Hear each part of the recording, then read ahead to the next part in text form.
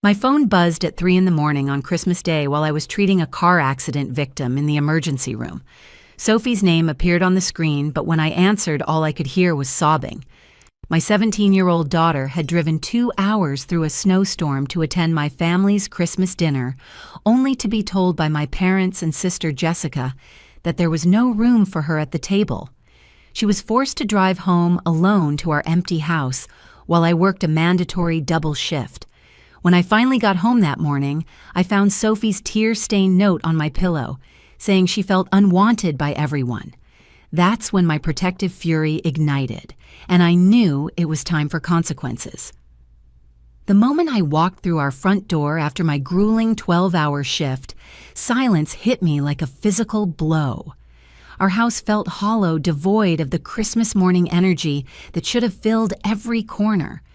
Sophie's car wasn't in the driveway, and the presents under our small tree remained untouched, their bright wrapping paper looking almost mocking in the gray morning light. I found the note on my pillow, written in Sophie's careful handwriting, on a piece of notebook paper that was wrinkled from her tears. The words cut through my exhaustion like a scalpel. "Mom, I'm sorry I'm such a burden to everyone. I don't want to cause any more problems for our family. I'll be at Dad's apartment complex until you get home. I know you're tired, but I didn't want you to worry about where I was. I love you, but I think maybe Jessica is right that I don't belong anywhere. Sophie." My hands trembled as I set the note down, rage and heartbreak warring in my chest. I grabbed my keys and drove straight to Sophie's father's apartment complex, across town, my mind racing through what could have happened. David had been overseas with his new wife for 3 months, leaving his apartment empty, and Sophie knew where he kept the spare key. I found her sitting in her beat-up Honda Civic in the parking lot, wrapped in the emergency blanket I always kept in her car. She wasn't crying anymore, just staring straight ahead with the hollow expression I recognized from my most traumatized patients in the emergency room.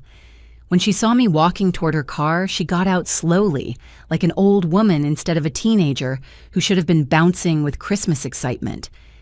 "Honey," I whispered, pulling her into my arms. She felt so small against me, this brilliant girl who had maintained a 4.0 grade average while working part-time at the local bookstore to save money for college. "They said the table was full," Sophie said, quietly, her voice hoarse from crying. Jessica answered the door and told me they had counted wrong when they invited me. She said there were already 11 people and they couldn't squeeze in another chair. But Mom, I could see into the dining room. There was space. There was definitely space. I held her tighter, feeling something cold and dangerous settle in my stomach. "What exactly did Jessica say to you?" Sophie pulled back slightly, wiping her nose with the sleeve of her Christmas sweater, the red one with reindeer that we had picked out together last month. "She said that since you were working anyway, it would probably be easier if I just went home. She said the conversation would be mostly adults talking about things I wouldn't understand, and that maybe next year they could plan better." Next year. The words came out sharper than I intended. "She also said," Sophie hesitated, looking down at her feet. "She said that maybe you working all the time was a sign that our family wasn't really the holiday type anymore, that maybe Christmas was more meaningful for families that could actually be together." I felt my nursing training kick in the same systematic approach I used when dealing with medical emergencies. I needed information, facts, evidence. "Sophie, I want you to tell me everything that happened from the moment you got there. Every word, every detail you can remember." As Sophie recounted her humiliation, I pulled out my phone and started scrolling through social media. Jessica always posted everything online, and sure enough, her Facebook page was filled with photos from last night's dinner. My thumb stopped scrolling when I reached a group photo of everyone gathered around my parents' dining room table. I counted the faces 11 people, just like Jessica had told Sophie, but I recognized each person, and my blood began to boil as the reality hit me. Jessica's college roommate from 15 years ago was there, grinning widely next to my father. The neighbor's 22-year-old son, who I had spoken to maybe 3 times in my entire life, was seated in what should have been Sophie's chair. Jessica's cousin's boyfriend, a man I had never even met, was raising a glass of wine toward the camera. But the detail that made my vision blur with rage was the table itself. It was my parents' expandable dining table, the one that had accommodated 14 people at Thanksgiving just 6 weeks ago. The same table where Sophie had sat between her grandparents, helping my mother serve pie and listening to my father's stories about his Navy days. "Sophie," I said, my voice steady despite the fury coursing through my veins. "Look at this photo. Tell me what you see." She took my phone and stared at the screen for a long moment. When she looked up, her eyes were filled with a different kind of pain than before. Not the pain of rejection, but the sharper ache of understanding deliberate cruelty. "They made room for strangers," she whispered. "They chose strangers over me." I pulled her close again, my mind already working through what this meant and what I needed to do about it. This wasn't a misunderstanding or poor planning. This was calculated exclusion designed to hurt my daughter on the most important family holiday of the year. "Sophie, I need you to listen to me carefully," I said, looking directly into her eyes. "This is not about you not belonging. This is not about you being a burden. This is about other people making choices that say everything about them and nothing about your worth. Do you understand me?" She nodded, though I could see she was still processing the betrayal. "I want you to go home, take a hot shower, and try to get some sleep. I'm going to handle this, but I need you to trust me and let me do it my way. Can you do that?" "What are you going to do?" she asked. "I'm going to make sure this never happens to you again," I promised. "And I'm going to make sure the people responsible understand exactly what they've done." As we drove home in separate cars, Sophie following behind me, I began mentally cataloging everything I knew about my family's dynamics and Jessica's recent behavior. There had been subtle things I had dismissed because I was busy with work and Sophie's college preparations. But now, with this blatant act of cruelty as context, I realized there might be much more going on than one terrible Christmas dinner.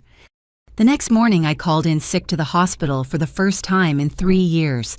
Sophie was still sleeping, emotionally exhausted from the previous day's trauma, and I needed answers before I decided how to proceed. I started with Maya, Sophie's best friend since middle school. Maya's mother worked the morning shift at the same grocery store where my mother shopped religiously every Tuesday and Friday, and in a town of 8,000 people, information traveled through informal networks faster than any official communication system.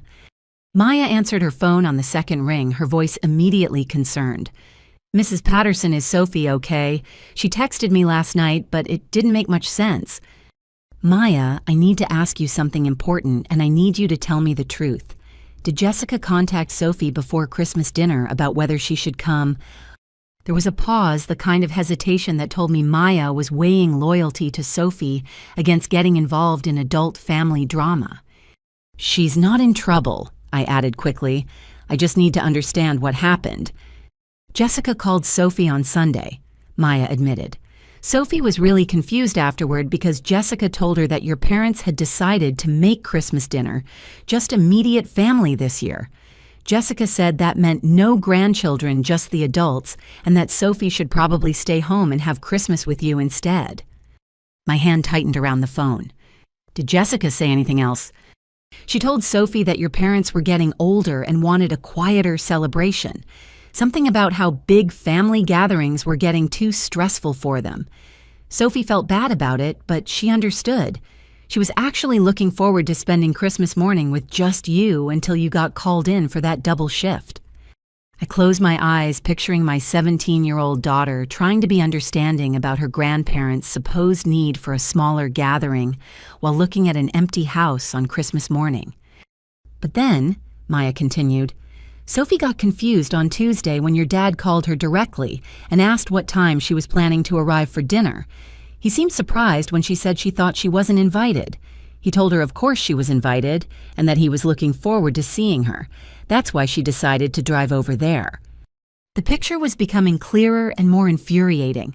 Jessica had deliberately given Sophie conflicting information, setting her up for maximum humiliation. Maya, did Sophie mention anything else Jessica said recently? Any other conversations about family or about me? Another pause. Well, Jessica did ask Sophie a bunch of weird questions a few weeks ago when she picked up her daughter from the bookstore where Sophie works. She wanted to know about Sophie's college plans and whether Sophie felt like she was missing out on things because you work so much. Sophie thought it was nice that her aunt was taking an interest, but some of the questions seemed kind of personal. After hanging up with Maya, I drove to the grocery store hoping to catch Maya's mother, Linda, during her break. Linda had worked at Patterson's Market for 12 years and had an encyclopedic knowledge of local family dynamics, partly because people tended to share personal information while waiting in checkout lines. I found Linda restocking the produce section, arranging apples with the methodical precision of someone who took pride in her work. When she saw me approaching, her expression immediately shifted to one of concern. "Regina, honey, I heard about what happened at your parents' house. I'm so sorry. That poor girl must have been heartbroken." "Linda, I'm trying to understand how this happened. Did my mother mention anything to you about Christmas dinner plans when she was shopping last week?" Linda glanced around to make sure no other customers were nearby, then lowered her voice. "Your mother was in here last Tuesday buying ingredients for Christmas dinner. She seemed excited about having the whole family together. She specifically mentioned getting Sophie's favorite sweet potato casserole ingredients and asked me if I knew whether Sophie was still vegetarian for part of the meal planning. My mother had been planning to accommodate Sophie's dietary preferences, while Jessica was telling Sophie she wasn't welcome. But here's the thing that struck me as odd," Linda continued. "Your sister came in on Thursday just a few hours after your mother had been here with her detailed shopping list. Jessica bought extra place settings, paper goods, and additional chairs from our seasonal section. When I mentioned that your mother had already been in for Christmas shopping, Jessica said something about how plans had changed and they were expecting more people than originally thought." The methodical nature of the setup was becoming apparent. Jessica had waited until our mother finalized the guest list and menu, then deliberately purchased additional seating while simultaneously uninviting Sophie. "Did Jessica say anything else while she was shopping?" Linda hesitated, clearly uncomfortable. "She made some comment about how hard it must be for you being a single mother with such a demanding job. She said something about Sophie needing more structure and family guidance, and how maybe this Christmas would be a good opportunity for some tough love. I didn't really understand what she meant at the time, but now it sounds like she was planning something." I finished. "Regina, there's one more thing. Your mother called the store yesterday morning asking if we had any last-minute flowers available for a centerpiece. She seemed flustered and mentioned that she felt terrible about some kind of misunderstanding with Sophie. She didn't go into details, but she sounded genuinely upset." I thanked Linda and sat in my car in the grocery store parking lot trying to process what I had learned. This wasn't a spontaneous decision or a simple miscommunication. Jessica had spent at least a week orchestrating Sophie's humiliation, manipulating both my parents and Sophie to create maximum emotional damage. But why? What could possibly motivate someone to deliberately hurt their own niece, a teenager who had never done anything but treat Jessica's family with respect and kindness? I thought back to Thanksgiving, trying to remember the family dynamics and conversations. Sophie had been accepted to 3 universities, including one with a substantial academic scholarship. She had been excited to share her acceptance letters with her grandparents, and my parents had been incredibly proud talking about her achievements to anyone who would listen. Jessica's son, Tyler, was a year older than Sophie and had barely managed to graduate high school. He was currently working at a fast food restaurant and living at home with no clear plans for his future. During Thanksgiving dinner, there had been several moments when comparisons between the cousins had come up naturally in conversation, and I had noticed Jessica's tight smiles and quick changes of subject. Could this really be about jealousy? Was Jessica so threatened by Sophie's success that she was willing to psychologically torture a teenager? I started my car and drove toward my parents' house, but instead of pulling into their driveway, I parked across the street where I could observe without being seen. I needed to understand the scope of what I was dealing with before I confronted anyone directly. My parents' house looked exactly as it always did after Christmas, with wilted wreaths on the door and packages of leftover food stacked on the front porch for neighbors and family members to pick up. This had been a family tradition for as long as I could remember, my mother's way of sharing her holiday cooking with the wider community. As I watched Jessica's car pulled into the driveway, she got out carrying what looked like several containers of leftovers, but instead of leaving them on the porch with the others, she loaded them into her own car. She was taking home what should have been shared with the community, including food that would normally have been offered to Sophie and me. That small act of selfishness crystallized something for me. This wasn't just about one Christmas dinner. This was about someone who had decided that she deserved more and we deserved less, and who was willing to hurt innocent people to get what she wanted. I pulled out my phone and started documenting everything I had learned, creating a timeline of Jessica's actions and their impact on Sophie. If I was going to confront my family about this, I needed to be thorough, factual, and prepared for whatever excuses or denials they might offer. But first, I needed to understand just how deep this campaign against my daughter actually went. That afternoon, I drove to Aunt Carol's house on the other side of town.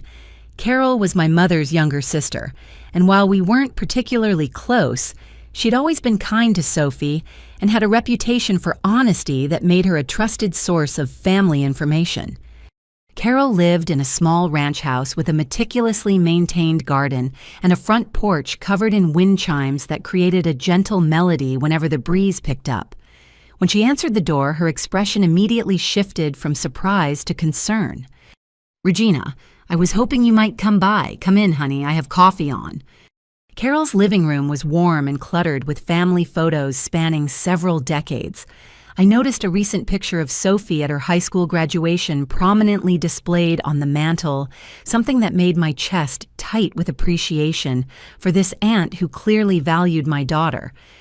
"Carol, I need to ask you about some things Jessica has been saying about Sophie. I think there might be more going on than I realized."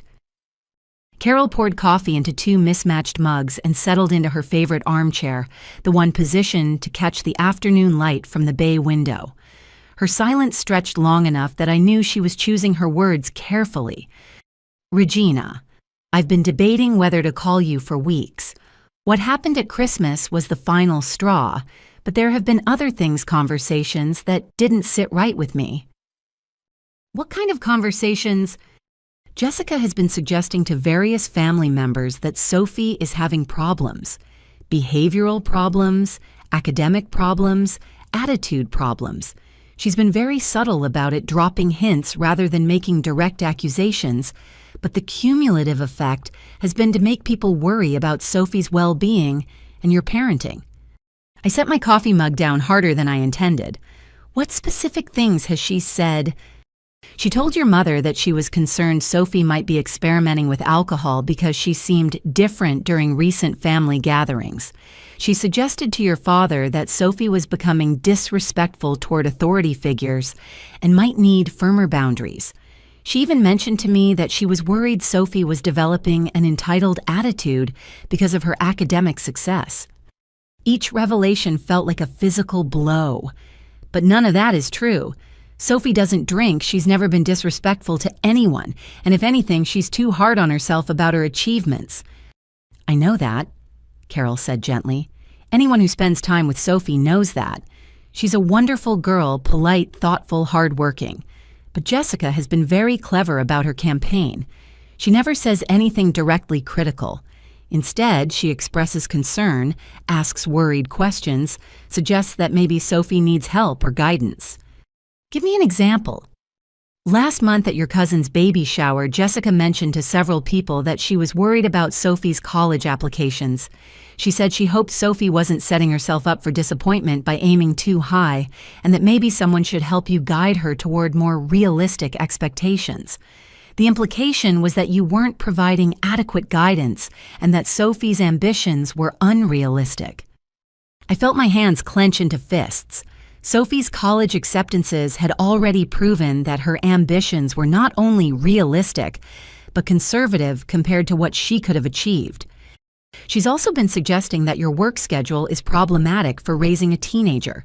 She's expressed concern to family members about Sophie spending too much time alone and implied that single mothers face inherent challenges in providing proper supervision and emotional support. The systematic nature of Jessica's campaign was becoming clear. She'd been undermining both Sophie's character and my parenting for months, laying groundwork for the family to accept, excluding Sophie as a reasonable response to manufactured concerns. "Carol, why didn't anyone talk to me directly about these supposed problems?" Carol sighed deeply. Because Jessica always framed her concerns as family loyalty.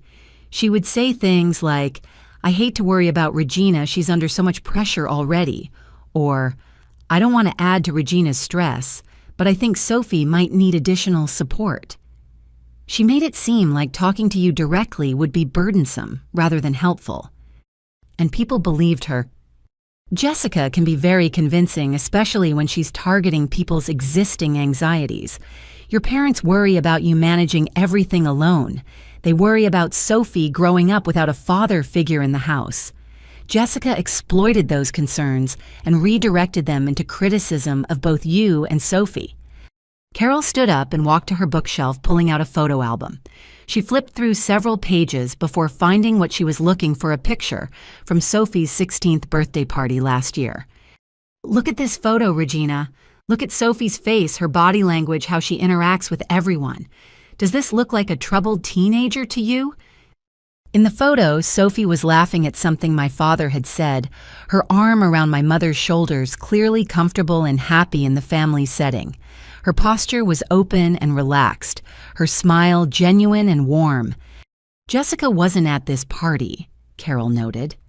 She had some excuse about Tyler being sick, but look how natural and joyful Sophie is with the rest of the family when Jessica isn't there to create tension. You think Jessica has been deliberately sabotaging Sophie's relationships with the family. I think Jessica sees Sophie's success as a threat to her own child and her own status in the family. Tyler has struggled academically and socially, and instead of addressing his needs constructively, Jessica seems to have decided that diminishing Sophie's standing would somehow elevate Tyler's. Carol closed the photo album and looked at me directly. "There's something else you need to know. Jessica has been asking questions about your work performance and financial situation. She's been probing to find out whether you might be struggling professionally or personally in ways that could affect Sophie's stability." "What kind of questions?" "She asked me if I thought you seemed overstressed lately, whether you had mentioned any problems at the hospital, whether Sophie had said anything about money being tight. She framed these questions as concern for your well-being, but the underlying message seemed to be gathering information rather than offering support. I realized that Jessica had been conducting reconnaissance looking for vulnerabilities she could exploit or evidence she could use to support her narrative about our family being unstable or problematic. Carol, I need to ask you directly. Do you believe the things Jessica has been saying about Sophie and me?" "Absolutely not," Carol said immediately. "You're an excellent mother and Sophie is an exceptional young woman. Anyone who knows you both can see that clearly. But Jessica has been very strategic about targeting people who don't spend regular time with you, people who might be more susceptible to suggestion and worry. What do you think I should do?" Carol was quiet for a long moment, considering her response carefully. "I think you need to protect Sophie from further psychological manipulation, and I think your family needs to understand the extent of what Jessica has been doing. But Regina, you should also know that Jessica's campaign has been more extensive than just family members. She's been talking to people in the community as well." My blood ran cold. "What do you mean?" "I've heard from friends that Jessica has expressed concerns about Sophie to people at church, at the school, even at local businesses. She's been building a narrative about your family that extends beyond our immediate relatives." The scope of what I was dealing with suddenly expanded far beyond a family dispute. Jessica hadn't just been undermining Sophie's place in our extended family. She had been attempting to damage our reputation and standing in the entire community. I thanked Carol for her honesty and drove home with my mind reeling. Sophie was still sleeping when I arrived, emotionally exhausted from the trauma of Christmas rejection. Looking at her peaceful face, I felt a surge of protective fury that went beyond anything I had ever experienced as a mother. Jessica had targeted my daughter systematically and maliciously, using adult manipulation tactics against a teenager who had never done anything to deserve such treatment. But now I understood the scope of what I was dealing with, and I could begin planning a response that would protect Sophie and expose Jessica's behavior for what it really was. This wasn't just about one Christmas dinner anymore. This was about stopping a campaign of psychological manipulation before it could do any more damage to an innocent teenager who deserved better from the adults in her life. The next morning, I called my supervisor at the hospital to discuss my schedule concerns. As charge nurse in the emergency department, I had access to information about how our staffing decisions were made, and something about Jessica's timing had been bothering me since Christmas Day. Nancy Robertson had been my supervisor for 4 years, and she knew my family situation well. She also had a reputation for thoroughness and attention to detail that made her excellent at tracking the complex logistics of emergency department staffing. "Nancy, I need to ask you about something unusual. Did anyone from my family contact the hospital recently asking about my holiday work schedule?" "Actually, yes," Nancy said immediately. "Your sister called about 3 weeks ago. She said she was coordinating family Christmas plans and needed to know which holidays you would be working. She seemed very organized about it, had a list of questions about your schedule through New Year's." My stomach dropped. "What exactly did she ask?" "She wanted to know your specific shift times for Christmas Eve and Christmas Day, whether you might be called in unexpectedly, and whether there was any possibility you could switch shifts with other nurses. She said the family was planning a big celebration and wanted to work around your availability. Did she ask anything else?" "She asked about our policy for emergency calls during family gatherings. She wanted to know whether you would be required to come in if there was a staffing crisis, even if you weren't originally scheduled. I explained our protocol for emergency coverage and how we determine which nurses to call based on proximity to the hospital and specialization. Jessica had conducted detailed research into my work obligations, gathering intelligence that would allow her to time Sophie's humiliation perfectly. Nancy, did she identify herself as my sister when she called? She said she was Jessica Patterson, your sister, and that she was helping coordinate family holiday logistics. She seemed very familiar with your work situation and mentioned that she understood how demanding emergency nursing could be. She was actually quite complimentary about your dedication to patient care. I realized Jessica had used charm and false concern to manipulate my supervisor into providing information she had no legitimate reason to possess. Is there anything else about that conversation that seemed unusual?" Nancy paused, clearly thinking back to the details. "She did ask some odd questions toward the end of the call. She wanted to know about our employee assistance programs and whether the hospital provided any support services for single parents managing work-life balance. She asked whether you had ever mentioned feeling overwhelmed or needing additional support." "What did you tell her?" "I told her that employee assistance information was confidential and that I couldn't discuss individual employee circumstances. But Regina, the questions made me wonder if you were dealing with some kind of family crisis that I wasn't aware of. Is everything okay at home?" "Everything is fine," I assured her. "But I think Jessica may have been gathering information for reasons that weren't actually about family holiday planning." After hanging up with Nancy, I realized Jessica had been building a comprehensive intelligence profile about my professional life, personal circumstances, and potential vulnerabilities. She had researched my work schedule to ensure maximum impact for her attack on Sophie, and she had probed for evidence that I might be struggling professionally or personally. But there was something even more troubling about Nancy's account. Jessica's questions about employee assistance programs and work-life balance suggested she might have been looking for ammunition to use against me in some larger campaign to undermine my competency as a parent. I decided to dig deeper into Jessica's recent activities and called the hospital's security department to inquire about any other unusual contact from my family members. Our security protocols required documentation of all requests for employee information, even seemingly innocent ones.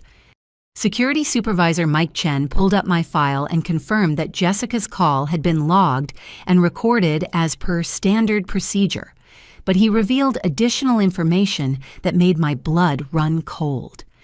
"Your sister actually called twice," Mike said. "The first call was the one about your holiday schedule, but she called again about a week later asking different questions. That second call was flagged as suspicious by our privacy compliance department." "What did she ask in the second call?" "She claimed to be conducting research for a family legal matter and wanted to access your employment records. She said there was some kind of insurance claim or lawsuit that required verification of your work history, performance evaluations, and any disciplinary actions." My hands started shaking. "Did you provide that information?" "Absolutely not. We explained that employment records are strictly confidential and can only be accessed by the employee themselves or through proper legal channels with court orders. But Regina, she was very persistent and seemed to know a lot about hospital record-keeping procedures. She asked specific questions about our documentation systems that suggested she had done research into how medical facilities maintain personnel files." "Did she say anything else?" "She tried to convince our compliance officer that you had given verbal permission for the information release, but that you were too busy to provide written authorization. When that didn't work, she asked about our policies for reporting concerns about employee fitness for duty. She wanted to know what kind of evidence would be required to trigger an internal investigation of a nurse's performance or mental health." The implications hit me like a physical blow. Jessica hadn't just been planning to humiliate Sophie at Christmas dinner. She had been building a case to challenge my professional competence and potentially my fitness as a parent. "Mike, what happens when someone makes those kinds of inquiries? Are they reported anywhere?" "Any attempt to improperly access employee records or gather information for potentially malicious purposes gets reported to both our legal department and to the state nursing board. We take threats to employee privacy very seriously, especially in healthcare settings where professional reputations and patient safety are involved." I hung up feeling nauseated by the scope of Jessica's campaign against my family. This wasn't just sibling rivalry or holiday drama. This was a systematic attempt to destroy my career and potentially challenge my custody of Sophie by building a case that I was an unfit parent due to professional incompetence or mental health issues. Jessica had used the Christmas dinner exclusion as the opening move in what appeared to be a much larger attack on my entire life. She had gathered intelligence about my work schedule, attempted to access my employment records, and researched procedures for reporting concerns about my professional fitness. The timing of Sophie's humiliation now made perfect sense. Jessica had ensured that I would be trapped at work during a medical emergency, unable to leave or defend my daughter, while Sophie experienced the psychological trauma that Jessica had carefully orchestrated. If Sophie had been devastated enough by the rejection, if she had acted out or shown signs of emotional distress, Jessica could have used that as evidence that I was failing as a parent due to work demands. But Jessica had underestimated both Sophie's resilience and my determination to protect my daughter. Instead of creating evidence for her campaign against us, Jessica had exposed herself as someone willing to psychologically abuse a teenager to advance her own agenda. Now I needed to understand what else Jessica might have planned and how far her manipulation extended into other areas of our lives. Because if she was willing to target my professional reputation and attempt to access confidential employment records, there was no telling what other boundaries she might have crossed in her campaign to destroy my family's stability. Over the next 2 days, I spent every free moment documenting Jessica's campaign against Sophie and me. As a nurse, I understood the importance of thorough record-keeping, and I approached this situation with the same methodical attention to detail I used for patient care documentation. I created a timeline of events starting with Jessica's initial phone calls to the hospital and extending through the Christmas dinner exclusion. I gathered witness statements from Maya Linda at the grocery store, Aunt Carol, and my supervisor Nancy. I printed screenshots of Jessica's social media posts showing the Christmas dinner with non-family members occupying the space Sophie had been denied. But as I prepared to write a formal letter to my parents demanding accountability, I realized something troubling. Over the past 6 months, I had sent several communications to my parents that had never received responses. Birthday invitations for Sophie, Mother's Day cards, requests for family support during particularly difficult periods at work when I needed help with Sophie's transportation to school events. I had attributed the lack of responses to my parents' advancing age and their general discomfort with modern communication methods. My father's arthritis made writing difficult, and my mother had never been comfortable with email or text messaging. But now, in the context of Jessica's systematic manipulation, their silence took on a different meaning. I decided to test my suspicions by calling my parents directly about a seemingly innocent matter. When my mother answered, I asked whether she had received the graduation announcement I had mailed 3 months ago, with Sophie's final transcripts and college acceptance letters. "What graduation announcement, dear?" my mother asked, sounding genuinely confused. "I haven't received anything like that from you. Are you sure you sent it to the right address?" I had hand-addressed the envelope myself and personally dropped it in the mailbox at the post office to ensure delivery. "Mom, what about the Mother's Day card Sophie and I sent in May? Did you receive that?" Another pause. "Regina, I hate to say this, but I haven't received any cards or letters from you in months. Your father and I have been wondering if you were upset with us about something, because you seem to have stopped communicating entirely." The pieces clicked together with sickening clarity. I asked my mother about her mail delivery process and learned that Jessica had volunteered several months ago to help manage their correspondence. With my father's arthritis making it painful to sort through mail and my mother's eyesight deteriorating, Jessica had offered to stop by twice a week to help organize bills, sort important documents, and dispose of junk mail. "Jessica has been such a help," my mother continued. "She's so organized and efficient. She even offered to help us set up a system for keeping track of important dates and family communications, so we wouldn't miss anything." Jessica had positioned herself as the gatekeeper of my parents' communications, while simultaneously feeding them false narratives about my lack of contact and care for the family. I hung up and immediately drove to my parents' house, but instead of going to the front door, I walked around to their mailbox. The neighbor across the street, Mrs. Henderson, was working in her garden and waved me over. "Regina, I've been meaning to mention something to your mother, but I wasn't sure if it was my place," Mrs. Henderson said, pulling off her gardening gloves. "I've noticed Jessica at your parents' mailbox quite frequently, and sometimes she takes mail inside without your parents being home. I wasn't sure if that was an arrangement they had made with her, but it seemed unusual." "How often have you seen this?" "At least twice a week, sometimes more. She has a key to their house, so she lets herself in, even when they're not there. Last month, I saw her take a large envelope that looked like it might be important documents or cards. She spent quite a while looking at it before taking it inside." Mrs. Henderson's description matched the timing of when I had sent Sophie's graduation materials to my parents. "Has Jessica ever mentioned anything to you about my family's communication patterns?" "Actually, yes. She stopped to chat a few weeks ago and mentioned how worried she was about you. She said you seemed to be withdrawing from the family and that your parents were hurt by your apparent lack of interest in staying connected. She asked if I had noticed you visiting less frequently." Jessica had been conducting a neighborhood intelligence operation gathering information about my activities and planting suggestions about my supposed neglect of my parents. That evening, I sat down to write the most important letter of my life. But instead of just addressing the Christmas dinner incident, I needed to expose the entire systematic campaign Jessica had been conducting against my family. I needed to provide my parents with evidence that their perception of my neglect was based on manufactured circumstances designed to isolate them from Sophie and me. I started with the Christmas dinner exclusion, providing detailed timeline and witness statements.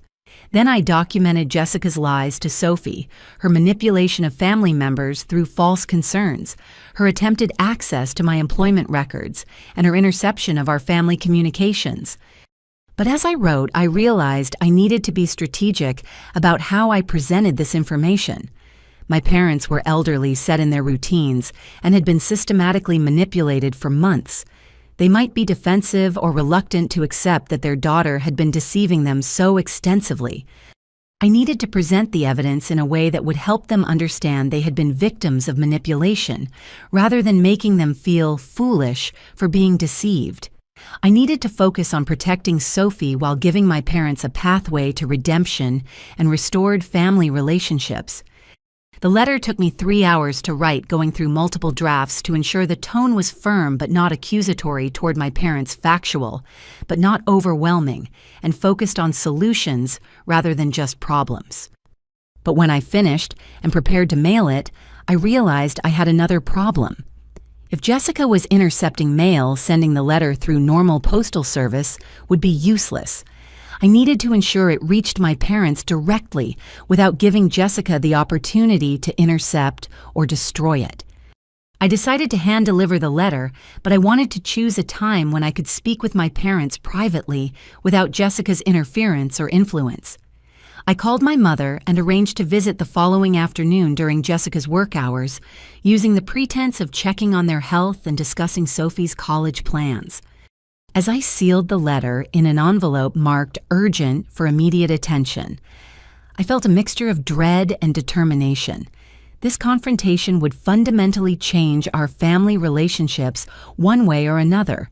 But Sophie deserved to have grandparents who valued and protected her, and my parents deserved to know the truth about how they had been manipulated into hurting their innocent granddaughter. The letter contained enough evidence to expose Jessica's campaign completely, but I knew that proving the manipulation was only the first step. I needed to be prepared for Jessica's response when she realized her deception had been discovered, and I needed to have a plan for protecting Sophie from any escalation of psychological warfare. I arrived at my parents' house the next afternoon carrying the sealed letter and a folder of supporting documentation. My mother answered the door with a surprised smile, clearly pleased to see me, despite the confusion about our supposed lack of communication. "Regina, what a lovely surprise. Come in, dear. Your father is taking his afternoon nap, but I can wake him if you'd like." "Actually, Mom, I was hoping to talk with both of you about something important. Why don't we let Dad rest for a few more minutes while you and I visit?" My mother led me to the kitchen, the same room where I had eaten countless meals as a child, and where Sophie had learned to bake cookies with her grandmother just 2 years ago. The familiar surroundings made the current situation feel even more surreal and painful. "Mom, I need to ask you about something, and I want you to know that I'm not angry with you, but I'm very concerned about some things that have been happening in our family."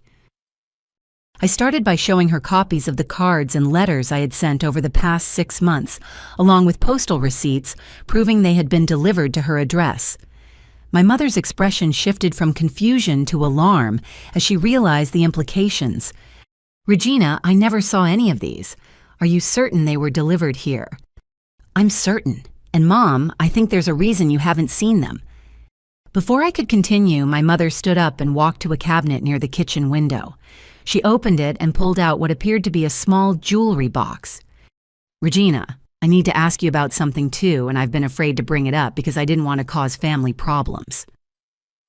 She opened the jewelry box, which I realized contained the family heirloom jewelry that had been passed down through generations of women in our family. The same jewelry that was supposed to be shared among all the granddaughters when they came of age. "Several pieces are missing," my mother said quietly. "Your grandmother's pearl necklace, the antique bracelet with the sapphires, and the ring set that belonged to your great-grandmother. I noticed they were gone about a month ago, but I haven't been able to find them anywhere." My heart sank as I realized Jessica's campaign against Sophie extended beyond emotional manipulation to actual theft of her inheritance. "Mom, when was the last time you remember seeing those pieces?" I showed them to Jessica in October when we were discussing Christmas gifts for the girls.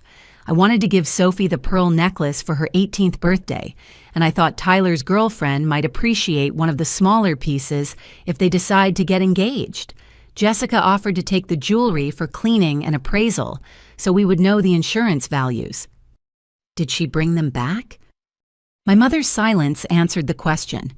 After a moment, she said, "Jessica told me the jeweler needed to keep them longer for restoration work, but when I asked about them again last week, she said there had been some complications and she needed more time to sort things out." I pulled out my phone and showed my mother the photos from Jessica's social media account. In one recent photo, Jessica's daughter was wearing what appeared to be our family's antique bracelet at her school's winter formal dance. My mother stared at the photo for a long moment, her face cycling through emotions I recognized from my own processing of Jessica's betrayal: confusion, hurt, disbelief, and finally anger. "Regina, are you telling me that Jessica has been stealing from our family?" "I think Jessica has been doing much more than stealing jewelry, Mom.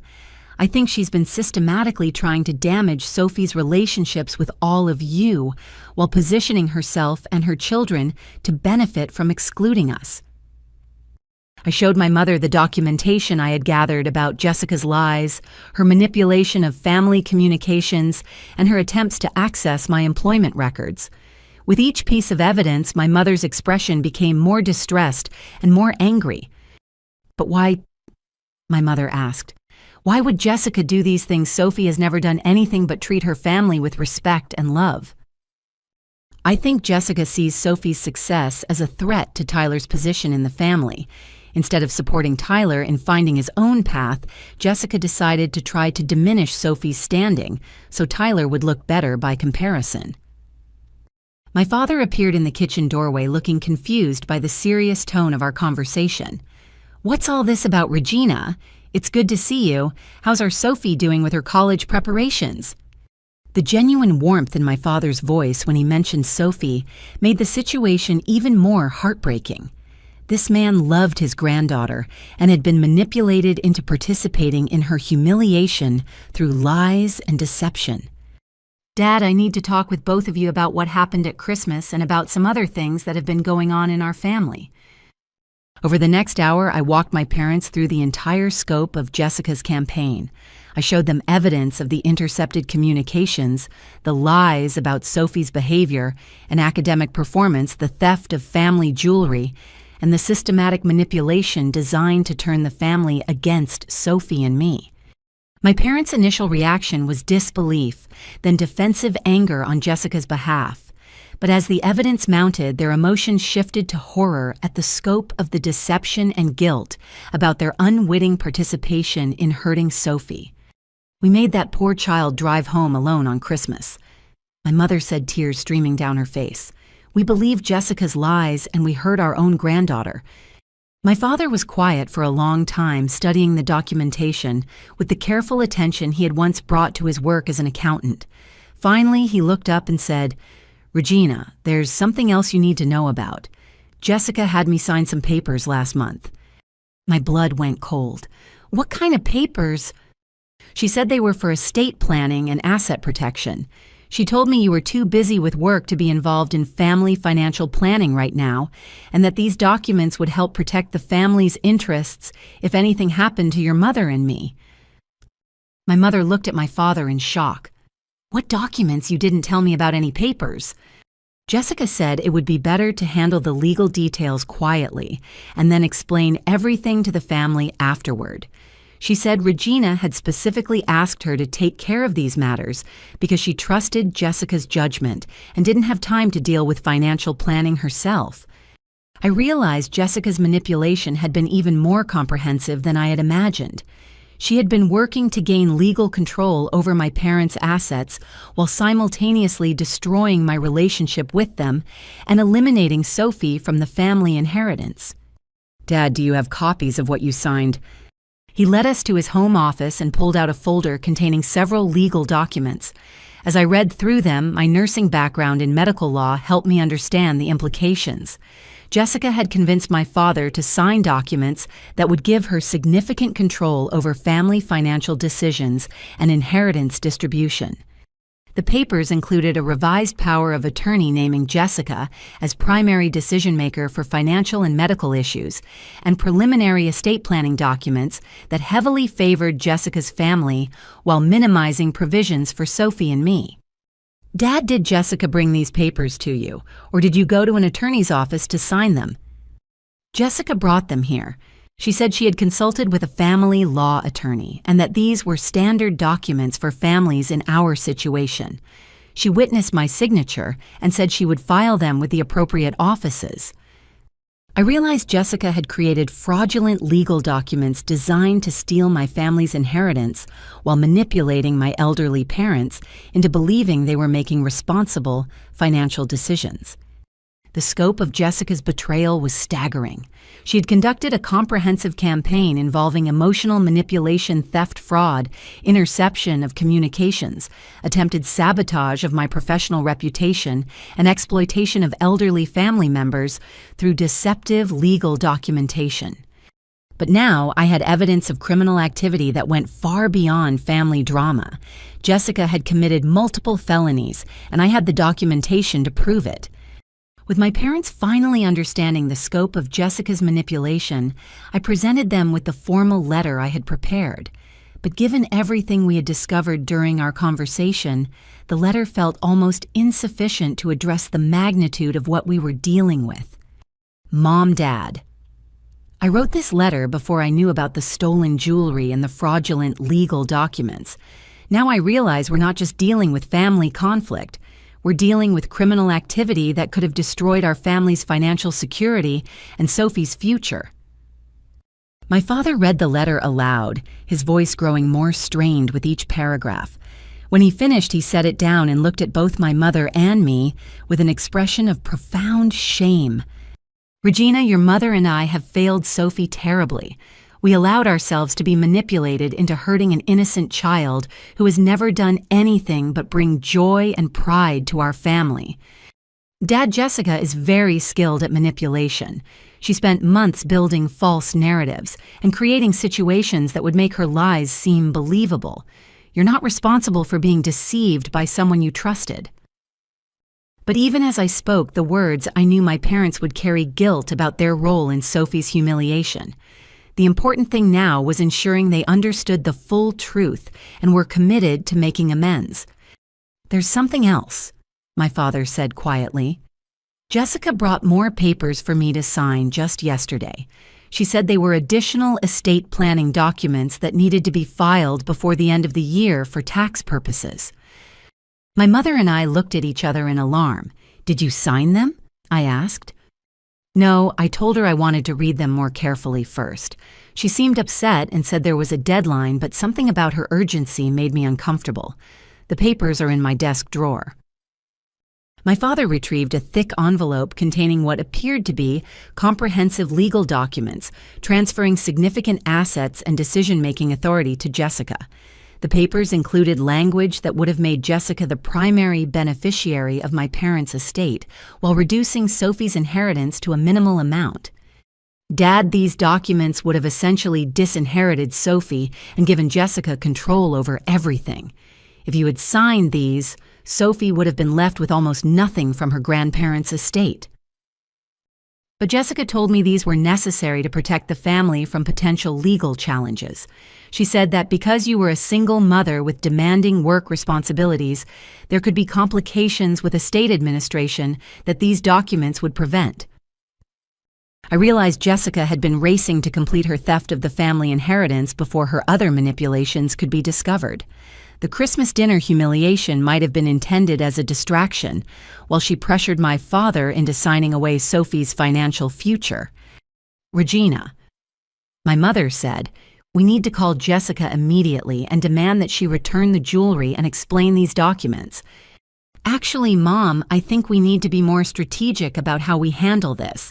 Jessica has committed multiple crimes and she's demonstrated that she's willing to hurt Sophie to protect herself. We need to document everything properly and involve appropriate authorities." My father looked confused. "Authorities? You mean police?" "Jessica has stolen family property, created fraudulent legal documents, and attempted to defraud elderly family members. Those are felonies. She's also engaged in harassment and stalking behaviors regarding my employment situation. This isn't something we can resolve through family conversations." Just then, we heard the sound of a car pulling into the driveway. Through the kitchen window, I could see Jessica's SUV parking behind my car. My mother looked panicked. "She must have seen your car here and decided to check on what we're discussing," my mother said. "Mom, Dad, I need you to follow my lead here. We have evidence of criminal activity, but I don't want to confront Jessica directly until we've consulted with attorneys and law enforcement. Let me handle this conversation." Jessica knocked on the front door and let herself in with her key, calling out cheerfully as if her visit was completely normal. "Mom, Dad, I saw Regina's car outside. I hope everything is okay." She walked into the kitchen with a bright smile that didn't quite reach her eyes. I noticed she was carrying another envelope likely containing additional fraudulent documents for my father to sign. "Jessica," I said calmly, "we were just discussing some family communication issues. Mom and Dad mentioned they haven't been receiving cards and letters I've been sending." Jessica's expression flickered for just a moment before she recovered her composure. "Oh, that's strange. I've been helping with their mail organization, but I haven't seen anything from you. Maybe there's been some kind of postal service mix-up. We were also discussing the family jewelry that Mom has been missing. She mentioned you had taken some pieces for cleaning and appraisal." This time Jessica's pause was longer and I could see her calculating her response. "Yes, the jeweler has been taking longer than expected. There were some complications with the restoration work." My father held up the unsigned legal documents. "Jessica Regina has been explaining some concerns about these papers you brought me to sign. I think we should discuss them with the whole family before I complete any legal documents." Jessica's carefully maintained facade began to crack. She looked at the documents, then at me, then back at my parents. I could see her realizing that her campaign of manipulation had been exposed. "I don't understand what the problem is," Jessica said, her voice taking on a defensive edge. "I've been trying to help this family stay organized and protected. If Regina has issues with how I've been helping, maybe she should have been more involved herself instead of being too busy with work all the time." "Jessica?"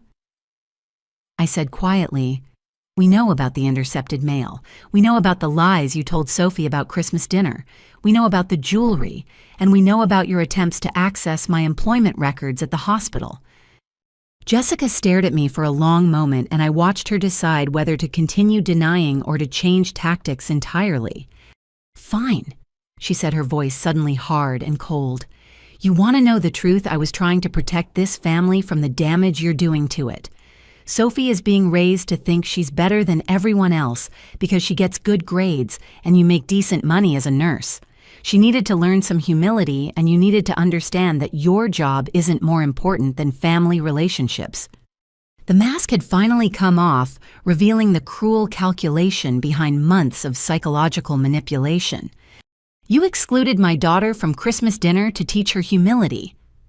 I asked, keeping my voice level despite the fury building inside me. Someone needed to show her that academic achievement doesn't make her special, and that she can't just waltz into family gatherings expecting to be the center of attention.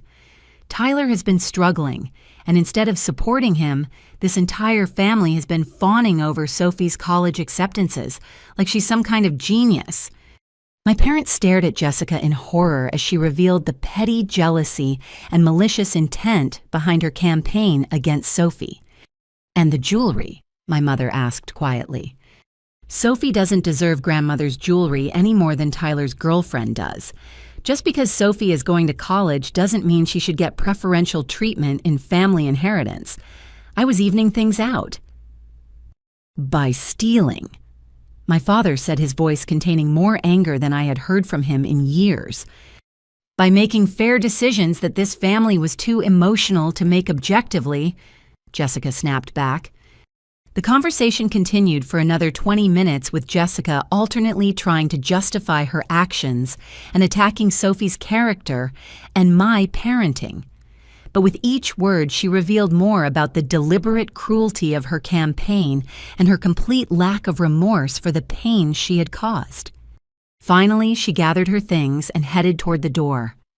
If this family wants to choose Regina and her precious daughter over me, that's your choice, but don't expect me to continue helping with anything around here. After she left my parents and I sat in stunned silence for several minutes, the woman who had just walked out of their house bore no resemblance to the helpful, concerned daughter they thought they had known. Regina. My mother said finally, "What do we do now?" "Now we protect Sophie, we recover the stolen property, and we make sure Jessica faces consequences for what she's done. But first, we make sure she can never hurt Sophie again." 20 minutes after Jessica stormed out, her car came roaring back into the driveway. Through the kitchen window, I watched her slam the car door and march toward the house with the determined stride of someone who had spent the drive working herself into a confrontational fury. She burst through the front door without knocking, this time her face flushed and her voice raised before she even reached the kitchen. "I've been thinking about this conversation and I'm not going to let Regina twist the truth and turn this family against me," Jessica announced, pointing an accusatory finger in my direction. "She's been poisoning your minds with lies because she can't handle the fact that someone finally stood up to her precious daughter." My father stood up from his chair, his own anger now fully activated. "Jessica, you admitted to stealing from your mother and lying to your niece. No one is twisting anything." "I didn't steal anything. I redistributed family assets more fairly because you two were playing favorites with Sophie while ignoring Tyler's needs. Someone had to look out for my son's interests since this family has been obsessed with celebrating Sophie's so-called achievements." The venom in Jessica's voice when she said Sophie's name made my protective instincts flare dangerously. I stood up and positioned myself between Jessica and my parents, recognizing that this confrontation was about to escalate beyond family argument into something more dangerous. "Jessica, you psychologically tortured a 17-year-old girl on Christmas Day. You made her drive home alone in a snowstorm to spend the holiday in an empty house because you convinced yourself that her academic success was somehow an attack on your son. Sophie needed to learn that the world doesn't revolve around her accomplishments," Jessica shot back. "She's been coddled and praised for getting good grades, but she has no real-world experience, no understanding of what life is actually like for families that aren't as privileged as yours." Privileged. I couldn't keep the incredulity out of my voice. "I'm a single mother working double shifts in an emergency room to pay for Sophie's college applications and support us both. What exactly do you think is privileged about our situation? You make more money than my husband and me combined. You have job security and health care, and Sophie gets opportunities that Tyler never had because of your professional connections and financial resources." The truth of Jessica's resentment was finally emerging. This wasn't about Sophie's character or behavior. This was about Jessica's own feelings of inadequacy and failure as a parent projected onto my daughter through months of systematic cruelty. "So you decided to punish Sophie for circumstances she didn't create and successes she earned through her own hard work?" My mother asked, her voice shaking with anger. "I decided to give Tyler equal consideration in a family that has been overlooking him while celebrating every minor achievement Sophie makes. Do you realize that Sophie's college acceptance announcements were posted on the refrigerator for 3 months, while Tyler's high school graduation photo got moved to a drawer within 2 weeks? I realized Jessica had been keeping a mental inventory of perceived slights and inequalities, building resentment over normal family dynamics and turning them into justification for hurting an innocent teenager. Tyler's graduation photo is on the mantel in the living room," my father said. "It's been there since June. In a frame that's smaller than the one Sophie's school photo is in," Jessica retorted. "Everything about how this family treats our children shows who you really value more." The conversation was revealing the depth of Jessica's psychological problems. She had created elaborate conspiracy theories about family favoritism to justify her campaign against Sophie, convincing herself that she was correcting injustices rather than committing them. Jessica. I said, trying one more time to reach whatever rational part of her might still exist. If you felt Tyler needed more support or recognition, why didn't you talk to us about that directly? Why did you decide that hurting Sophie was the solution? Because talking doesn't work with people who have already made up their minds about who deserves what. Sophie gets praised for everything she does, while Tyler gets criticized for not being more like her. The only way to balance things was to show Sophie what it feels like to be excluded and overlooked. So you deliberately inflicted emotional trauma on a teenager to make a point about fairness, my mother asked. I showed her that she's not automatically entitled to special treatment just because she gets good grades. Maybe now she'll understand what Tyler has been dealing with his entire life. The logic was so twisted and cruel that I realized Jessica was beyond rational conversation. She had convinced herself that psychologically abusing my daughter was actually a form of justice, and no amount of evidence or argument was going to change that delusion. "What about the stolen jewelry?" my father demanded.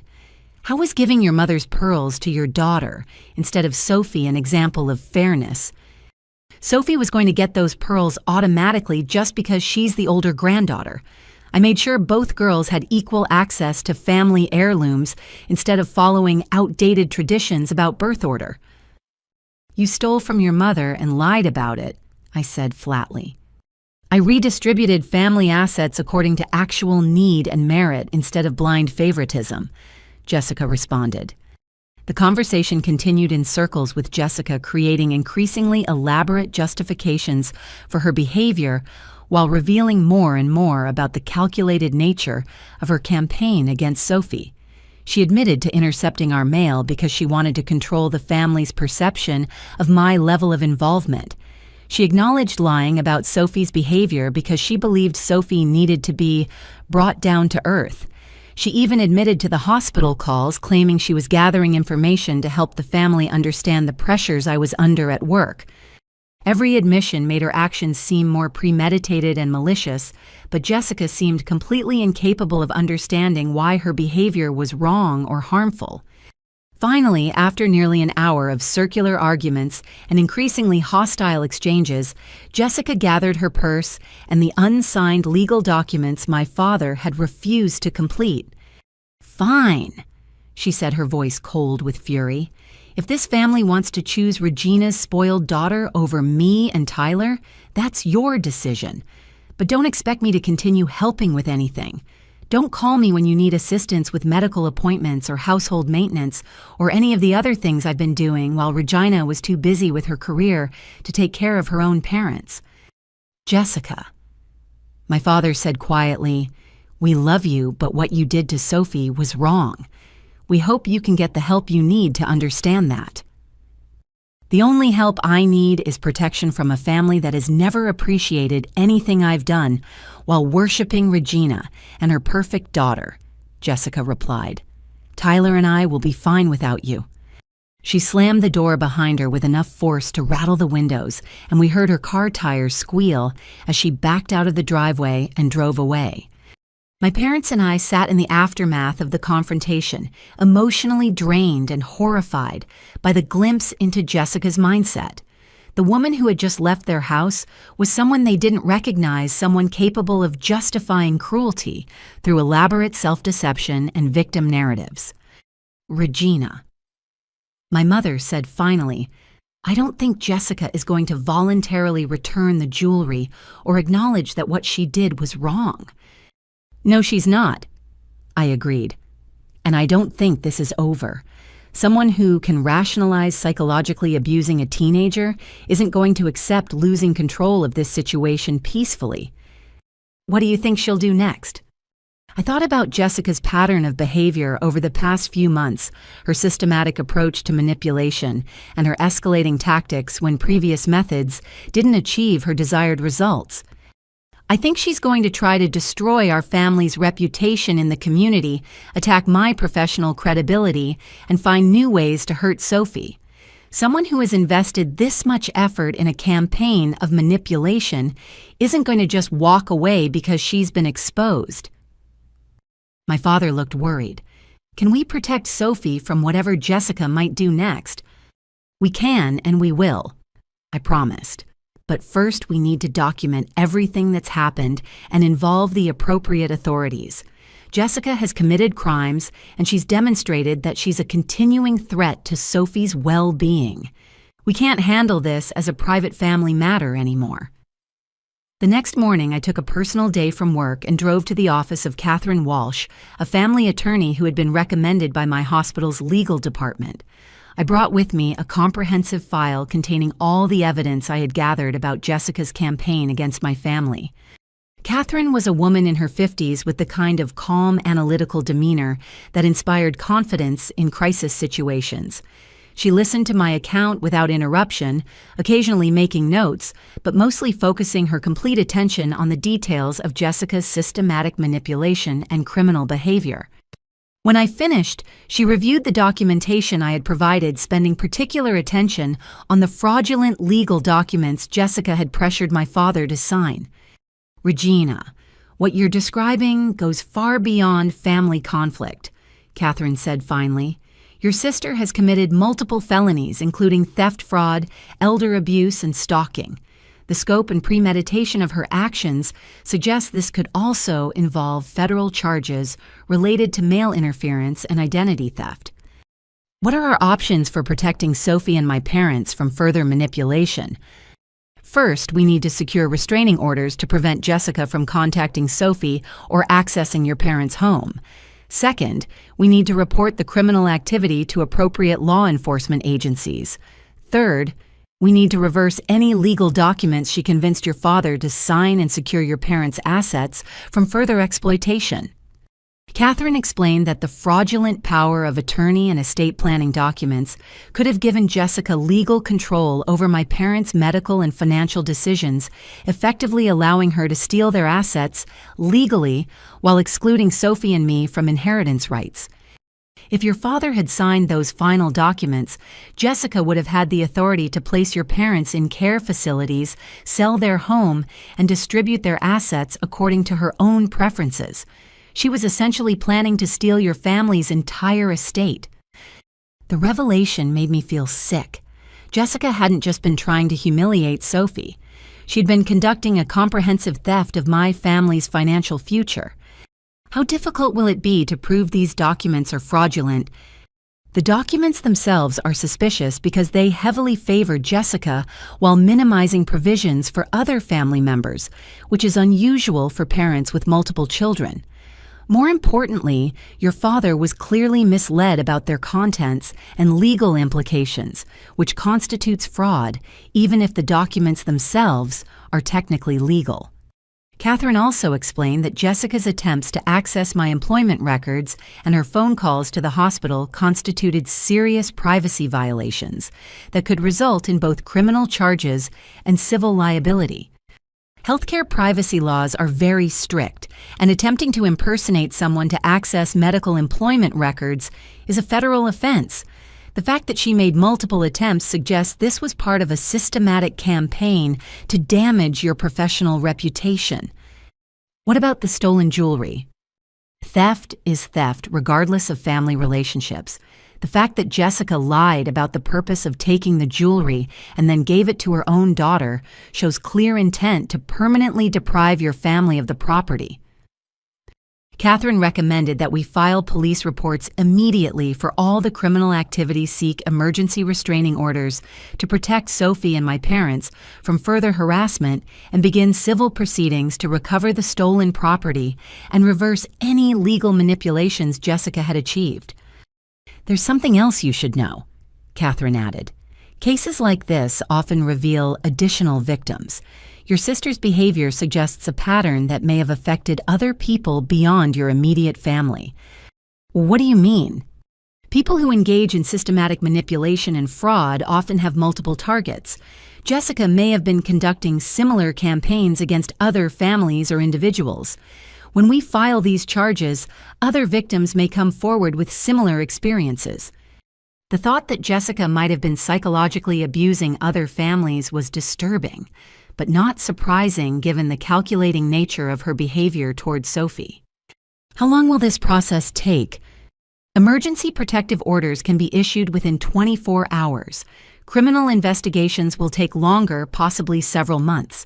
Civil recovery of stolen property and reversal of fraudulent documents should be completed within a few weeks if Jessica doesn't contest them. And if she does contest them, given the evidence you've provided, she would be unlikely to prevail in court. But Jessica may choose to fight these charges as a way to continue harassing your family, even if she knows she can't win. I left Catherine's office with a clear action plan and a much better understanding of the legal protections available to Sophie and my parents. But I also left with a sobering awareness of how close Jessica had come to achieving her goals of destroying my family's financial security and Sophie's future. That afternoon, Catherine and I met with Detective Sarah Martinez at the county sheriff's office to file formal criminal complaints. Detective Martinez had extensive experience with elder abuse and family fraud cases, and she was immediately concerned about the scope of Jessica's manipulation. The systematic nature of this manipulation is very concerning, Detective Martinez said after reviewing the evidence. Your sister didn't just commit opportunistic crimes. She planned and executed a comprehensive campaign designed to psychologically and financially destroy your family while enriching herself. Is that unusual for family fraud cases? This level of premeditation and the targeting of a minor child make this case particularly serious. Most family theft involves taking advantage of opportunities, but your sister created opportunities through deliberate manipulation and deception. Detective Martinez explained that the investigation would likely uncover additional evidence of Jessica's criminal activity, particularly once they examined her financial records and communication history. We'll be looking at her bank accounts to trace the stolen jewelry, her phone and email records to document the harassment and fraud attempts, and her social media activity to establish patterns of deception. How long before she's arrested? We'll issue warrants within 48 hours for the theft and fraud charges. The federal privacy violations will take longer to process, but those charges carry more serious penalties. I drove home that evening knowing that within days Jessica would be facing criminal charges for her campaign against my family. But I also knew that the legal process was just beginning, and that protecting Sophie from any escalation of Jessica's behavior would require continued vigilance and careful planning. The most important immediate step was securing the restraining orders that would legally prevent Jessica from contacting Sophie or entering my parents' property. But beyond the legal protections, I needed to help Sophie and my parents heal from the psychological trauma of discovering how completely they had been manipulated by someone they trusted. 2 days after filing the criminal complaints, I received an unexpected call at work from Janet Morrison, the director of the hospital's legal department. She asked me to meet with her immediately regarding what she described as a serious security matter involving your family. I found Janet in her office reviewing a thick file that I soon learned contained detailed documentation of Jessica's attempts to access my employment information and compromise my professional reputation. Regina, we've been conducting an internal investigation triggered by your sister's suspicious inquiries about your employment status, Janet began. What we've discovered goes far beyond inappropriate curiosity about your work schedule. She opened the file and showed me printed records of multiple phone calls Jessica had made to various departments within the hospital system over a period of 6 weeks. Your sister didn't just call once or twice asking about your schedule. She made 14 separate attempts to access confidential information about your employment, your patient care reviews, your disciplinary history, and your psychological fitness evaluations. My hands started shaking as I realized the scope of Jessica's professional sabotage campaign. What kind of information was she trying to access? She called Human Resources claiming to be conducting a background check for a family legal matter. She contacted Patient Safety, claiming she had concerns about your mental health affecting patient care. She even called our employee assistance program pretending to be you, asking for records of any counseling or support services you might have used. Each revelation felt like a physical blow. Jessica hadn't just been manipulating my family relationships, she had been actively trying to destroy my career and professional reputation. She also contacted the state nursing board, Janet continued. She filed a formal complaint claiming that you were experiencing personal stress that was affecting your job performance and that the hospital was not properly monitoring your fitness for duty. Did the nursing board investigate her complaint? They initiated a preliminary review, but when they contacted us for verification, we became suspicious of the complaint's origin and motivation. The specific allegations didn't match any actual concerns about your performance, and the complaint contained personal information that wouldn't normally be available to someone genuinely concerned about patient safety. Janet explained that the hospital's security department had flagged Jessica's activities as a potential stalking and harassment case, particularly when they realized she had been using different names and phone numbers to make multiple inquiries about the same employee. We also discovered that your sister attempted to access the hospital's online employee portal using what appeared to be stolen login credentials. Our IT security team traced the attempts to her home computer and identified multiple failed attempts to guess your password. The systematic nature of Jessica's attack on my professional life was staggering.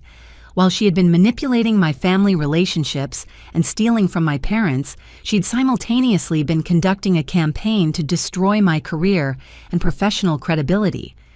Janet, could her actions have actually succeeded in damaging my employment status? If we hadn't been vigilant about verifying the source of the complaints, yes. A formal investigation by the state nursing board based on her false allegations could have resulted in suspension of your license while the claims were investigated. Even unfounded complaints can take months to resolve and can appear on professional background checks. I realized Jessica's plan had been comprehensive: destroy my family relationships, steal the family inheritance, and eliminate my ability to support Sophie by sabotaging my nursing career.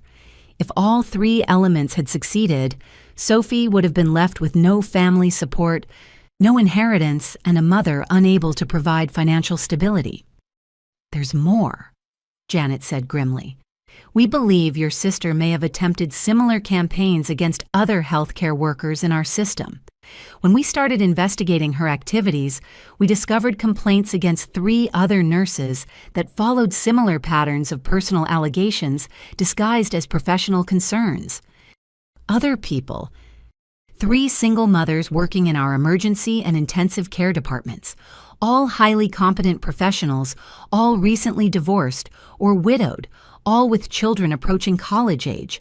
The complaints against them contained similar language and accusations about personal stress affecting professional performance. The implications were horrifying.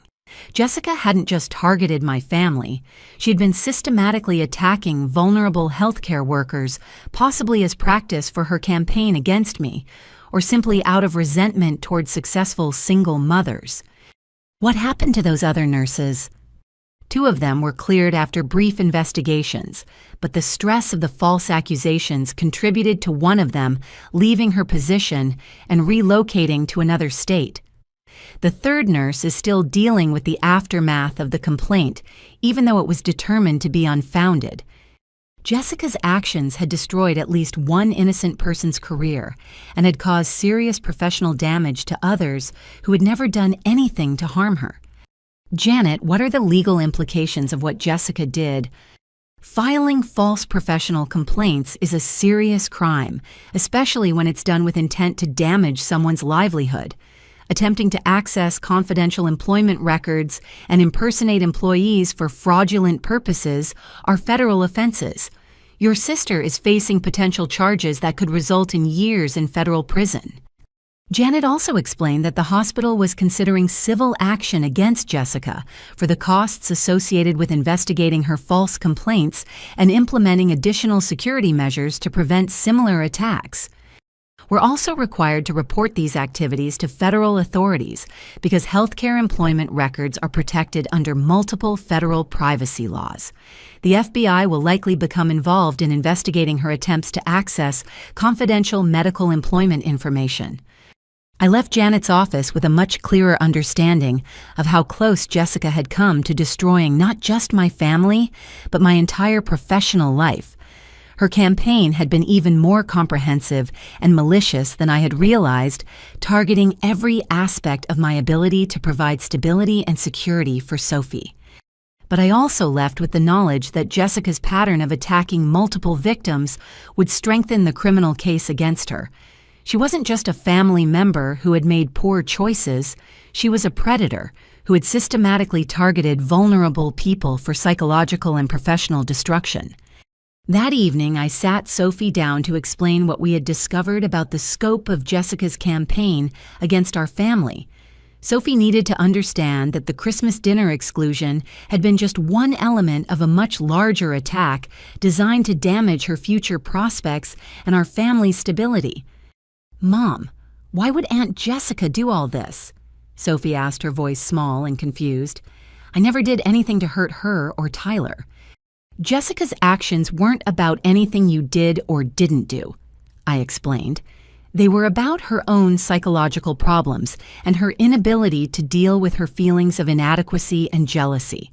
She chose to handle those feelings by attacking innocent people instead of getting help for herself." "Is she going to prison?" "She's going to face serious criminal charges, and she'll have to deal with the consequences of her choices. But more importantly, for us, she's not going to be able to hurt you anymore. The legal system is going to protect you from any further harassment or manipulation." As I tucked Sophie into bed that night, I felt a mixture of relief and sadness. Relief that we had discovered and stopped Jessica's campaign before it could achieve its destructive goals. Sadness that my daughter had to learn such harsh lessons about how adults could betray trust and hurt innocent people for selfish reasons. But I also felt proud of Sophie's resilience and strength throughout this ordeal. She had maintained her dignity and kindness even while being systematically attacked by someone who should have protected and supported her. The next morning brought an unexpected phone call from Margaret Chen, the guidance counselor at Sophie's high school. Her voice was warm but concerned as she asked if I could meet with her later that day to discuss some unusual inquiries the school had received about Sophie. I arrived at the high school that afternoon with a growing sense of dread about what I might learn. Margaret met me in her office, a comfortable space filled with college brochures and motivational posters that usually made me feel hopeful about Sophie's future. "Regina, I wanted to speak with you because we've received several concerning communications about Sophie over the past few weeks, and I thought you should be aware of them." She pulled out a folder containing what appeared to be multiple documents and printed emails. 3 weeks ago, we received a phone call from someone claiming to be a concerned family member, reporting that Sophie might be experiencing emotional problems related to family instability. The caller suggested that Sophie's academic performance might be artificially inflated and that we should monitor her more closely for signs of stress or dishonesty. My stomach dropped. Who made this call? The caller identified herself as Jessica Patterson, Sophie's aunt. She claimed she was worried about Sophie's well-being because of your demanding work schedule and the pressures of single parenthood. She suggested that Sophie might need additional counseling or supervision. What did you tell her? I explained that we couldn't discuss individual student matters with family members without proper authorization and that our experience with Sophie had been entirely positive. She seemed frustrated by this response and asked whether we had proper procedures for identifying students who might be hiding problems at home. Margaret showed me notes from the phone conversation which revealed that Jessica had been fishing for information about Sophie's emotional state, academic performance, and college prospects. We also received a written complaint suggesting that Sophie's college recommendation letters might not accurately reflect her character, and that colleges should be made aware of potential family issues that could affect her academic success. A written complaint to colleges. The complaint was sent to our main office with copies addressed to the admissions departments of all 3 universities where Sophie has been accepted. It contained allegations about unstable home environment, lack of proper supervision, and questions about Sophie's emotional maturity and readiness for college independence. I felt sick realizing that Jessica had been trying to sabotage Sophie's college acceptances through false reports to university admissions departments. Did you forward these complaints to the colleges? Absolutely not. The allegations were inconsistent with everything we know about Sophie and your family, and the complaint contained information that could only have come from someone trying to damage Sophie's prospects rather than genuinely concerned about her welfare. Margaret explained that the school had been suspicious of Jessica's motives from the beginning because her allegations contradicted their direct experience with both Sophie and me as involved, responsible family members. But there's something else you should know. We've learned that similar complaints were made about other students in our district, all high-achieving seniors from single-parent families. The pattern of targeting successful students from vulnerable family situations was becoming clear. We compared notes with counselors at other schools and discovered that someone matching your sister's description had contacted multiple schools with similar concerns about their top students. The complaints all followed the same pattern questions about family stability, suggestions that academic achievements might be inflated, and recommendations for increased monitoring of the students. How many other families were targeted? At least 4 that we've identified so far.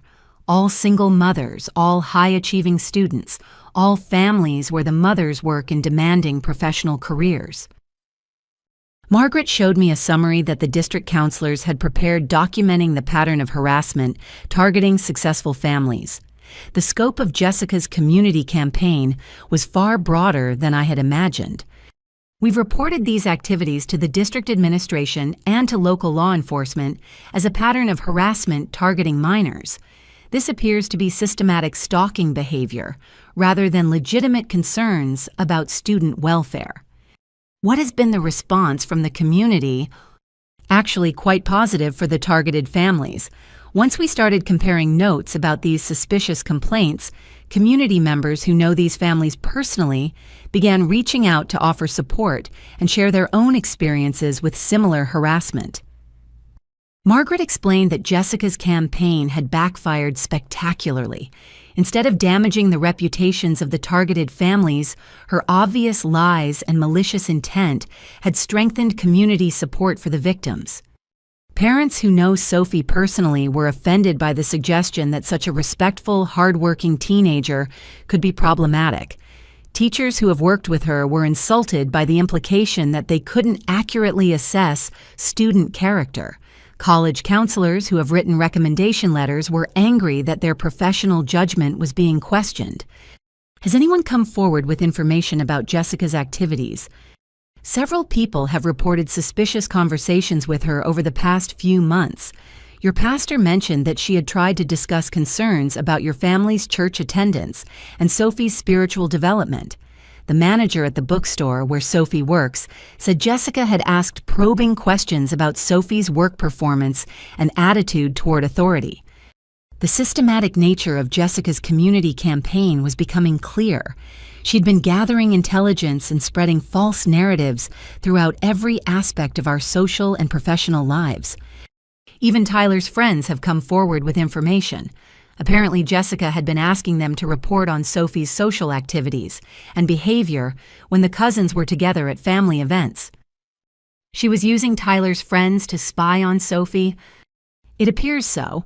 Several teenagers mentioned that Tyler's mother had asked them unusual questions about Sophie's behavior, whether she seemed stuck up about her college plans, and whether she had ever said anything disrespectful about family members.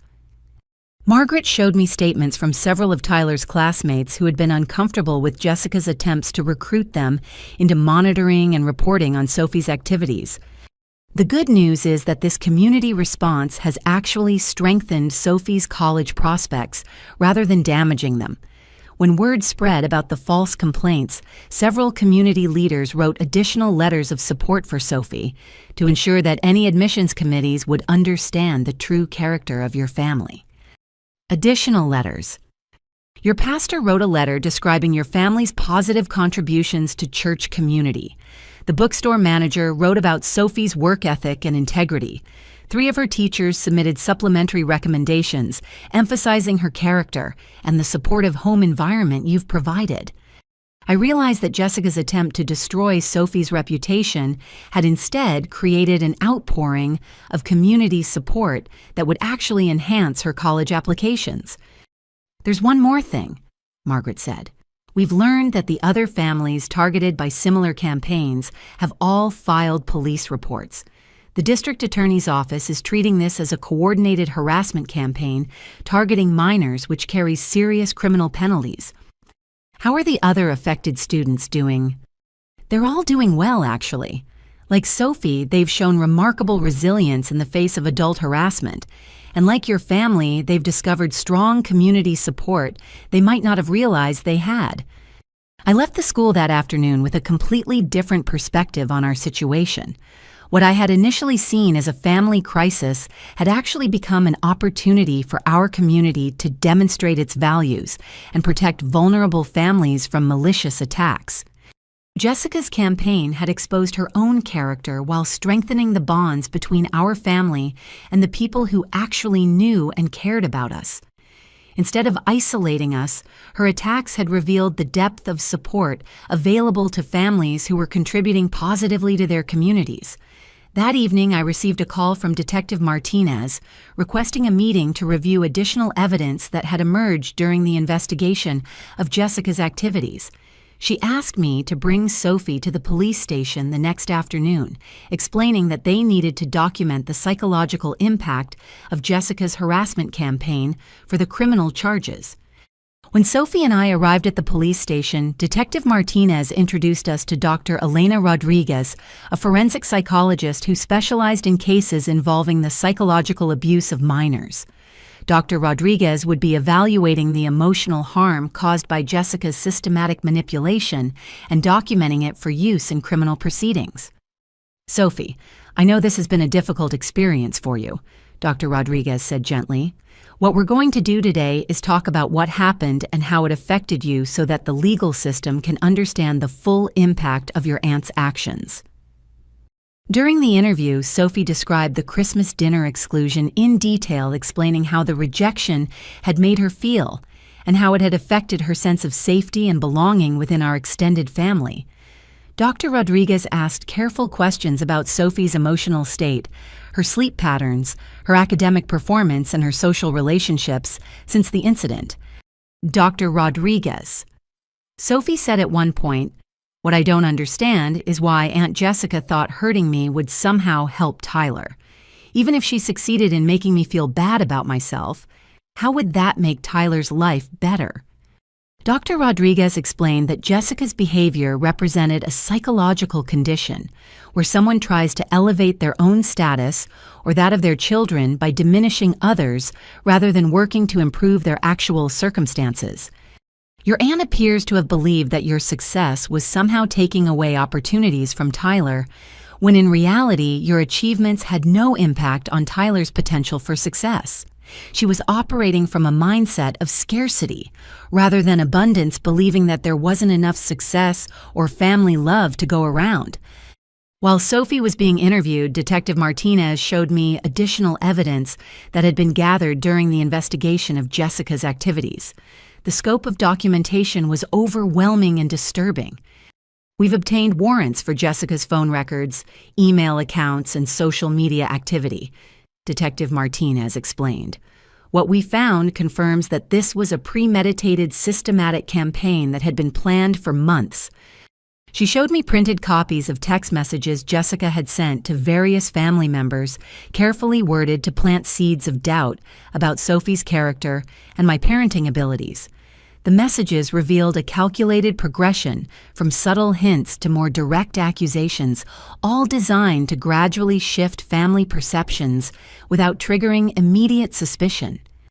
She also maintained detailed notes on her phone about your family's activities, schedules, and vulnerabilities. We found lists of your work schedule, Sophie's school activities, your parents' medical appointments, and even notes about your financial situation. The documentation revealed that Jessica had been conducting surveillance of our family's daily routines and using that information to plan her attacks with maximum psychological impact. We also found evidence that she had been researching legal procedures for challenging child custody and reporting parents to social services for neglect. She had downloaded forms for filing complaints with Child Protective Services and had been gathering what she believed was evidence to support claims that you were an unfit parent. The revelation that Jessica had been planning to involve child welfare authorities in her campaign against our family was particularly chilling. She had been prepared to weaponize government agencies designed to protect children in order to damage an innocent family. Detective Martinez, did she actually file any reports with CPS? She made preliminary inquiries about the reporting process, but she hadn't filed formal complaints yet. We believe she was waiting to gather more apparent evidence before initiating that phase of her campaign. Detective Martinez also revealed that the investigation had uncovered Jessica's financial activities related to the theft of family jewelry and her attempts to manipulate my parents' estate planning. We traced the stolen jewelry to a pawn shop across the state line where Jessica sold 3 pieces for significantly below their actual value. The pawn shop owner has confirmed her identity and provided documentation of the transactions. She sold them. She sold the pearls and 1 ring, but she kept the antique bracelet and gave it to her daughter. We have photographs of her daughter wearing the stolen jewelry at public events, which provides clear evidence of the theft. Detective Martinez explained that Jessica's disposal of the stolen jewelry demonstrated consciousness of guilt and intent to permanently deprive my family of the property, which elevated the charges from simple theft to more serious felony charges. We also discovered that she had been researching estate planning procedures and inheritance laws, specifically looking for ways to challenge wills and exclude family members from inheritances. Her internet search history shows months of research into legal strategies for disinheriting relatives. The investigation had also revealed the technology-based aspects of Jessica's harassment campaign. We found spyware on Sophie's phone that had been installed without her knowledge or consent. The software was sophisticated commercial-grade surveillance technology that gave Jessica access to Sophie's location messages, phone calls, and even her internet activity. How did she install spyware on Sophie's phone? She convinced your parents to authorize the installation by claiming it was a family safety app that would help them stay connected with Sophie when you were working. Your parents innocently allowed her to install what they thought was a legitimate family tracking application. The spyware revelation explained how Jessica had been able to coordinate her attacks with such precise timing. She had been monitoring our private communications and using that intelligence to plan her psychological assaults for maximum emotional damage. The spyware also recorded Sophie's phone conversations, including her emotional responses to the Christmas dinner exclusion, and her private conversations with friends about how the rejection had affected her. Jessica was essentially conducting electronic surveillance of a minor child for the purpose of psychological manipulation. Dr. Rodriguez rejoined our conversation after completing Sophie's interview, carrying a comprehensive assessment of the psychological impact of Jessica's harassment campaign. Sophie has shown remarkable resilience throughout this ordeal, Dr. Rodriguez reported. However, the systematic nature of the psychological abuse has created measurable trauma responses, including hypervigilance, anxiety about family relationships, and difficulty trusting adult authority figures. Will she recover fully from these effects? With appropriate support and counseling, yes. Sophie has strong coping mechanisms and a secure attachment with you that will help her heal from this experience. But the deliberate targeting of a minor child with systematic psychological manipulation represents serious criminal behavior that warrants significant legal consequences. Dr. Rodriguez explained that her evaluation would be included in the criminal case against Jessica, providing expert documentation of the harm caused by the harassment campaign and supporting enhanced charges for crimes against children. As we left the police station that afternoon, Sophie asked me a question that revealed her mature understanding of what we had been through. "Mom, do you think Aunt Jessica will ever understand why what she did was wrong?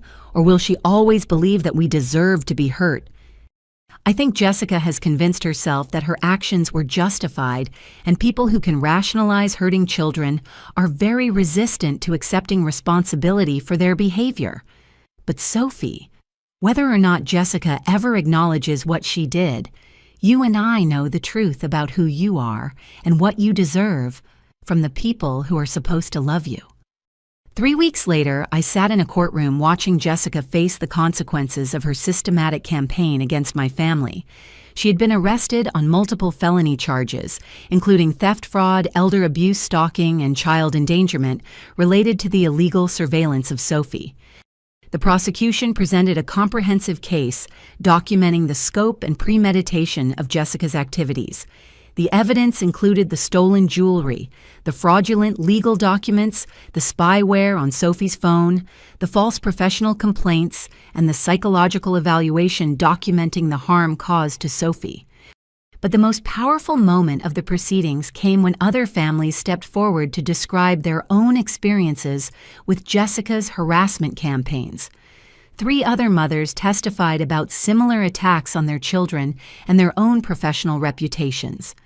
Sarah Mitchell, a nurse practitioner, described how Jessica had filed false complaints with the state licensing board claiming that Sarah's divorce was affecting her medical judgment and patient care. The investigation had taken 6 months to resolve and had cost Sarah thousands of dollars in legal fees to defend her professional reputation. Linda Vasquez, an attorney, testified that Jessica had contacted Linda's law firm, claiming that Linda was experiencing mental health problems that were affecting her legal work. Jessica had posed as a concerned family friend and had tried to access information about Linda's caseload and client relationships.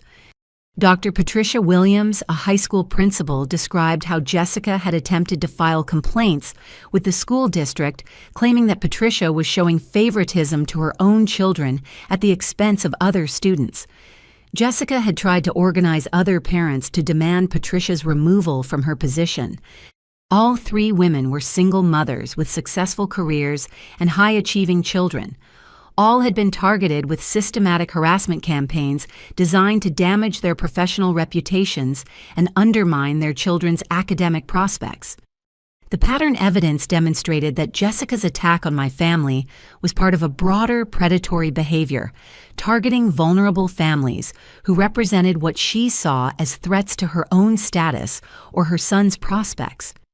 Judge Robert Chen, who was hearing the case, expressed particular concern about the targeting of minor children and the use of sophisticated technology to conduct illegal surveillance. Ms. Patterson, your actions represent a systematic campaign of harassment and abuse directed at innocent families and children, Judge Chen said during the sentencing phase. The premeditation and scope of your criminal behavior, particularly your targeting of minors, requires serious legal consequences. Jessica was sentenced to 18 months in prison, followed by 3 years of supervised probation. She was also ordered to pay restitution for the stolen jewelry legal fees for all the affected families and the costs of psychological counseling for Sophie and the other targeted children. The judge also issued permanent restraining orders protecting Sophie, my parents, and me from any future contact with Jessica, and required her to participate in mandatory psychological evaluation and treatment as a condition of her probation. But the most significant aspect of the legal proceedings was the community response. The courtroom was filled with people who had come to support the affected families and to witness accountability for the harassment campaign that had targeted some of their community's most contributing members. Pastor Michael Roberts from our church spoke about the importance of protecting families who serve others through demanding careers like healthcare education and public service. He described Jessica's actions as attacks on the entire community's values and expressed support for ensuring such behavior would not be tolerated. Margaret Chen, Sophie's guidance counselor, testified about the positive impact our family had made on the school community and the importance of protecting students from adult harassment during their college preparation years.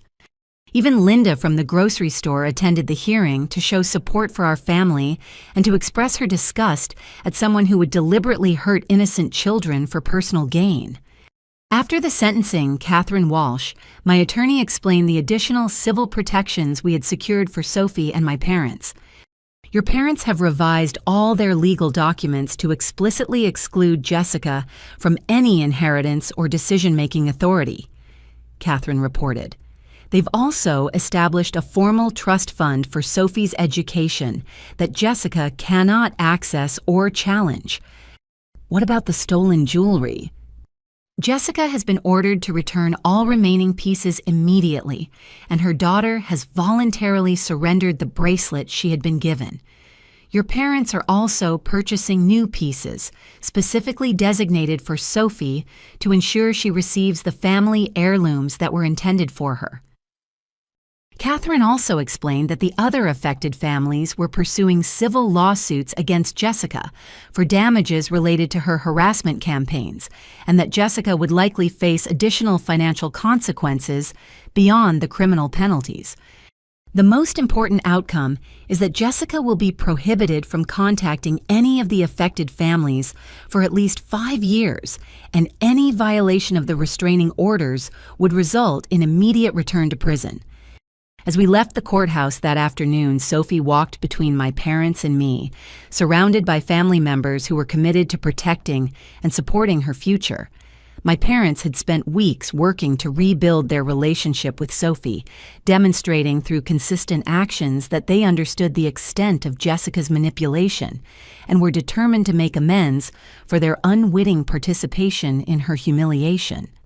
"Mom," Sophie said as we reached our car, "I know what Aunt Jessica did was terrible, but I'm actually grateful that it happened." "Why?" "Because now I know who really loves and supports me, and I know that our family is strong enough to survive people who try to hurt us. I also know that you'll always fight for me no matter what." That evening, my parents joined Sophie and me for dinner at our house, the first time we had shared a meal together since the Christmas disaster that had started this entire ordeal. The conversation was lighter than it had been in months, filled with discussion of Sophie's college plans and our family's hopes for the future. But the most meaningful moment came when my father presented Sophie with a small wrapped package containing a new necklace he and my mother had chosen specifically for her. "Sophie, this necklace doesn't replace the family jewelry that was stolen from you," my father said. "But we wanted you to have something new that represents our commitment to supporting you and protecting you for the rest of your life. We failed you once by believing lies about you," my mother added. "We promise that will never happen again. You will always have a place at our table, and you will always be valued and cherished in this family." Sophie hugged both her grandparents, and I saw in her face the healing that comes from having secure family relationships restored and strengthened through surviving a crisis together. 6 months after Jessica's sentencing, our family had settled into new rhythms and traditions that reflected the lessons we had learned about protecting and supporting each other. Sophie was thriving in her senior year of high school, and her relationship with my parents had grown stronger than ever before. My parents had made remarkable efforts to demonstrate their commitment to rebuilding trust with Sophie. They attended every one of her school events, helped her with college preparation logistics, and established weekly traditions that ensured regular connection and communication. Every Sunday afternoon, Sophie visited my parents for what they called grandmother-granddaughter time, during which my mother taught Sophie family recipes, shared stories about previous generations, and helped Sophie understand her place in our family's longer history. My father had established grandfather-granddaughter projects, during which he and Sophie worked together on practical skills like car maintenance, home repair, and financial planning. These sessions gave Sophie practical knowledge for independent living while strengthening their personal bond through shared activities. Most significantly, my parents had taken formal legal steps to ensure that Sophie's place in our family could never again be threatened by manipulation or fraud. They had revised their wills to designate Sophie as the primary beneficiary of their estate, established an educational trust fund exclusively for her college and graduate school expenses, and created legal documentation that protected her inheritance rights from any future family disputes. Sophie. My father said during one of our Sunday dinners, "Your grandmother and I want you to understand that you are not just our granddaughter by blood. You are our chosen heir, our representative to future generations, and the person we trust to carry on our family's values and traditions." But the most extraordinary development was my parents' decision to formally adopt Sophie through a special legal process that would make her their legal granddaughter as well as their biological one. We want to ensure that no one can ever again question Sophie's place in this family or her right to inherit from us, my mother explained. This adoption process creates additional legal protections that go beyond normal inheritance rights. The adoption process required court approval and psychological evaluations to ensure that it was in Sophie's best interests. Dr. Rodriguez, who had conducted Sophie's initial trauma assessment, supervised the evaluation and confirmed that the formal adoption would provide additional emotional security for Sophie while strengthening family bonds. This type of grandparent adoption is unusual, but given the circumstances of Jessica's attack on Sophie's family standing, it represents an appropriate protective measure, Dr. Rodriguez reported to the court. Sophie will benefit from the additional legal recognition of her place in the family structure. The adoption hearing took place on a sunny Thursday afternoon in family court, with Sophie dressed in the same outfit she had worn to her high school awards ceremony the previous month. Judge Martinez, who had handled Jessica's criminal case, presided over the adoption proceedings. "Sophie, do you understand that this adoption process will make your grandparents your legal guardians, as well as your biological relatives?" Judge Martinez asked. "Yes, Your Honor, and I understand that it means I'll always have legal protection and family support no matter what happens in the future." "Mr. and Mrs. Patterson, do you understand that this adoption creates permanent legal responsibilities for Sophie's welfare and gives her irrevocable inheritance rights?" "We understand completely," my father responded. "This adoption represents our commitment to ensuring that Sophie always has family security and support." After the brief ceremony, we celebrated at Sophie's favorite restaurant, joined by Aunt Carol Margaret Chen from the school and Dr. Rodriguez. The gathering felt like a celebration of survival and renewal, rather than just a legal milestone. That evening, Sophie and I talked about how different our lives had become since the Christmas crisis that had initially threatened to destroy our family relationships. "Mom, I've been thinking about what Dr. Rodriguez said about Aunt Jessica's psychology. Do you think she'll ever get better and understand what she did wrong?" "Jessica is receiving psychological treatment as part of her legal sentence, and I hope she'll develop insight into her behavior and find healthier ways to handle her emotions. But Sophie, whether or not Jessica changes, we've learned that we can protect ourselves from people who want to hurt us, and we've discovered how much support we have from people who genuinely care about us. I've been wondering about Tyler, too. He's lost his mother to prison, and he wasn't really responsible for what she did." Sophie's compassion for her cousin, even after everything his mother had done to hurt her, represented the kind of emotional maturity that made me proud to be her parent. "Tyler is getting counseling through the school district, and he's living with his father's parents while Jessica serves her sentence. Aunt Carol has been checking on him regularly, and from what I hear, he's starting to understand that his mother's actions weren't normal or acceptable. Do you think our family will ever be able to include Tyler again, or is that relationship permanently damaged? I think that depends on Tyler's choices as he grows up. If he's able to understand and reject his mother's behavior, and if he's willing to treat you with respect and kindness, then there might be a place for him in our family someday. But those decisions are far in the future, and they'll depend on him demonstrating that he shares our values about treating family members with love and respect." Sophie nodded thoughtfully. "I hope he can learn to be different from his mother. It would be sad if Jessica's problems destroyed his relationships with everyone." As I tucked Sophie into bed that night, I reflected on how much we had both learned about resilience, family loyalty, and the importance of protecting innocent people from those who would exploit or manipulate them. Sophie had demonstrated remarkable strength throughout the crisis, maintaining her academic performance, her kind treatment of others, and her sense of self-worth, despite being targeted by systematic psychological abuse. She had emerged from the experience with deeper understanding of human nature and stronger appreciation for the people who genuinely supported her. Our family had also grown stronger through surviving Jessica's attack. My parents had learned to be more discerning about trusting family members and more protective of vulnerable relatives. I had learned the importance of documenting problems and seeking legal protection when family conflicts escalated beyond normal disagreements. Most importantly, we had all learned that true family loyalty means protecting innocent members from those who would harm them rather than enabling destructive behavior simply because it comes from relatives. 2 years later, I stood in the kitchen of our new home preparing dinner, while Sophie excitedly described her first week at medical school. She had received a full academic scholarship to one of the most prestigious medical programs in the country, and her professors were already recognizing her potential for pediatric medicine. "Mom, I've been thinking about specializing in child psychology after I complete my medical degree." Sophie said, chopping vegetables for our salad.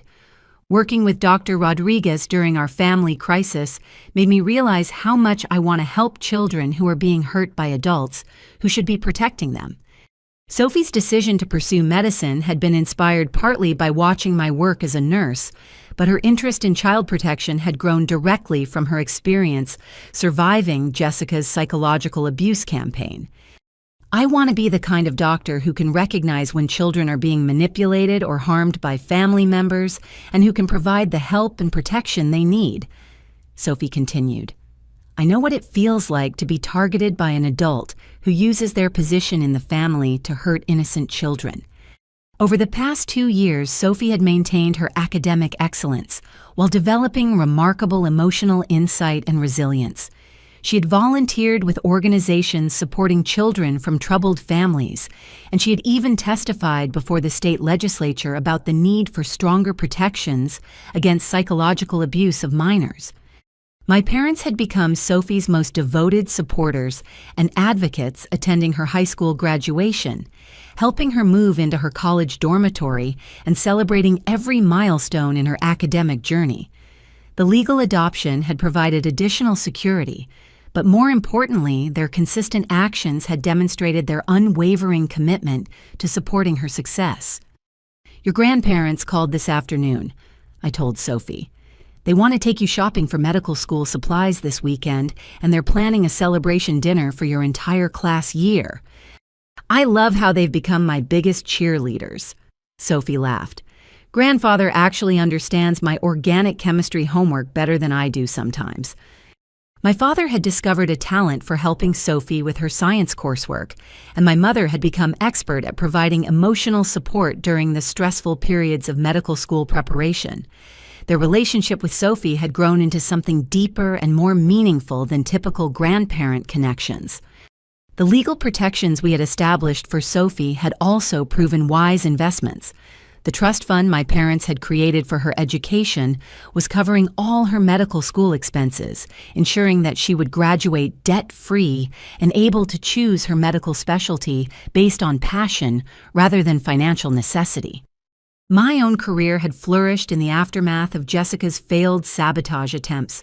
The hospital administration's recognition of my professionalism during the crisis had led to a promotion to nursing supervisor, and I had been selected to develop new protocols for protecting healthcare workers from harassment and false professional complaints. I've been asked to speak at a national nursing conference about recognizing and responding to professional harassment campaigns.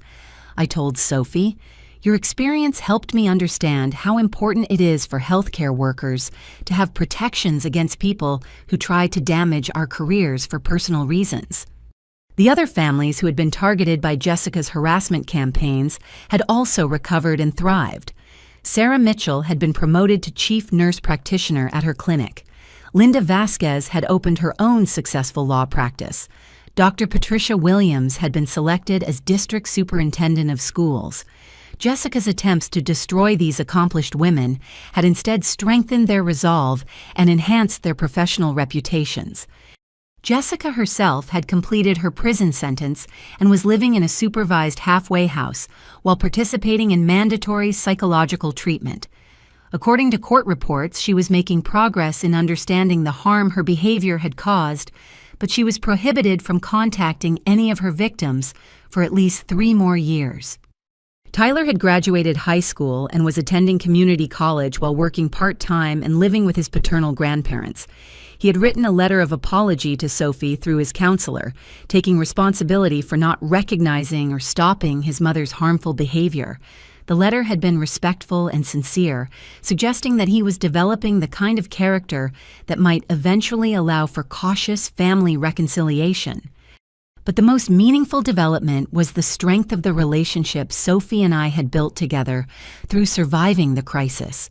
We had learned to communicate openly about difficult emotions, to support each other through challenges, and to celebrate our successes without guilt or fear of attracting negative attention.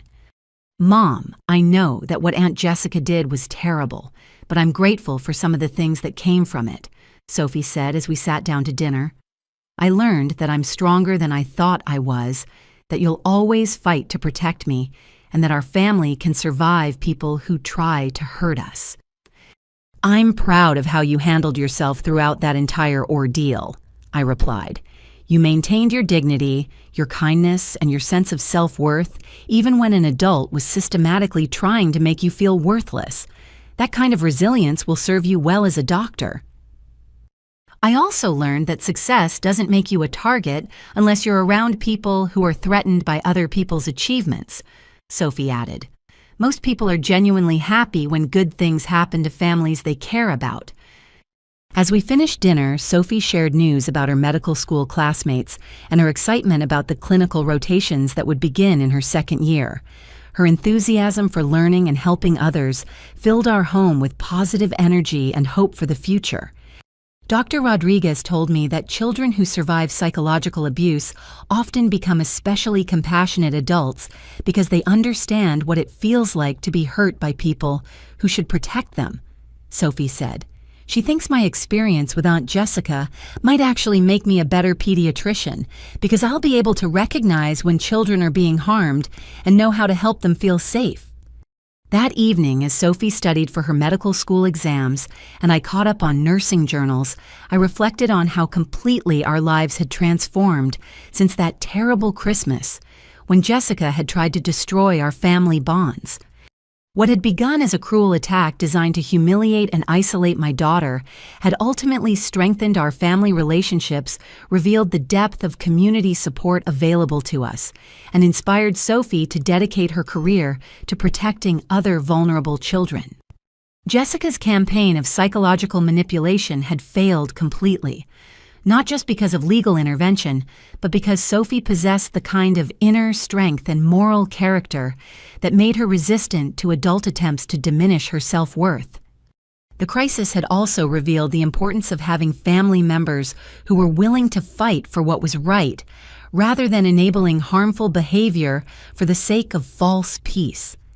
My parents' transformation from unwitting participants in Sophie's humiliation to her fiercest protectors and advocates had demonstrated the power of accountability and redemption in family relationships.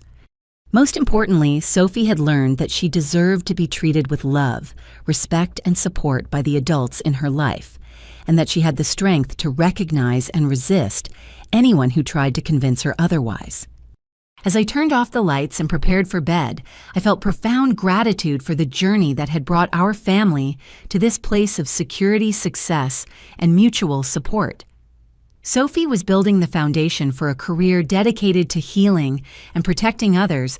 My parents had become the kind of grandparents every child deserves, and I had learned that sometimes the most important thing a mother can do is stand up to family bullies who target innocent children.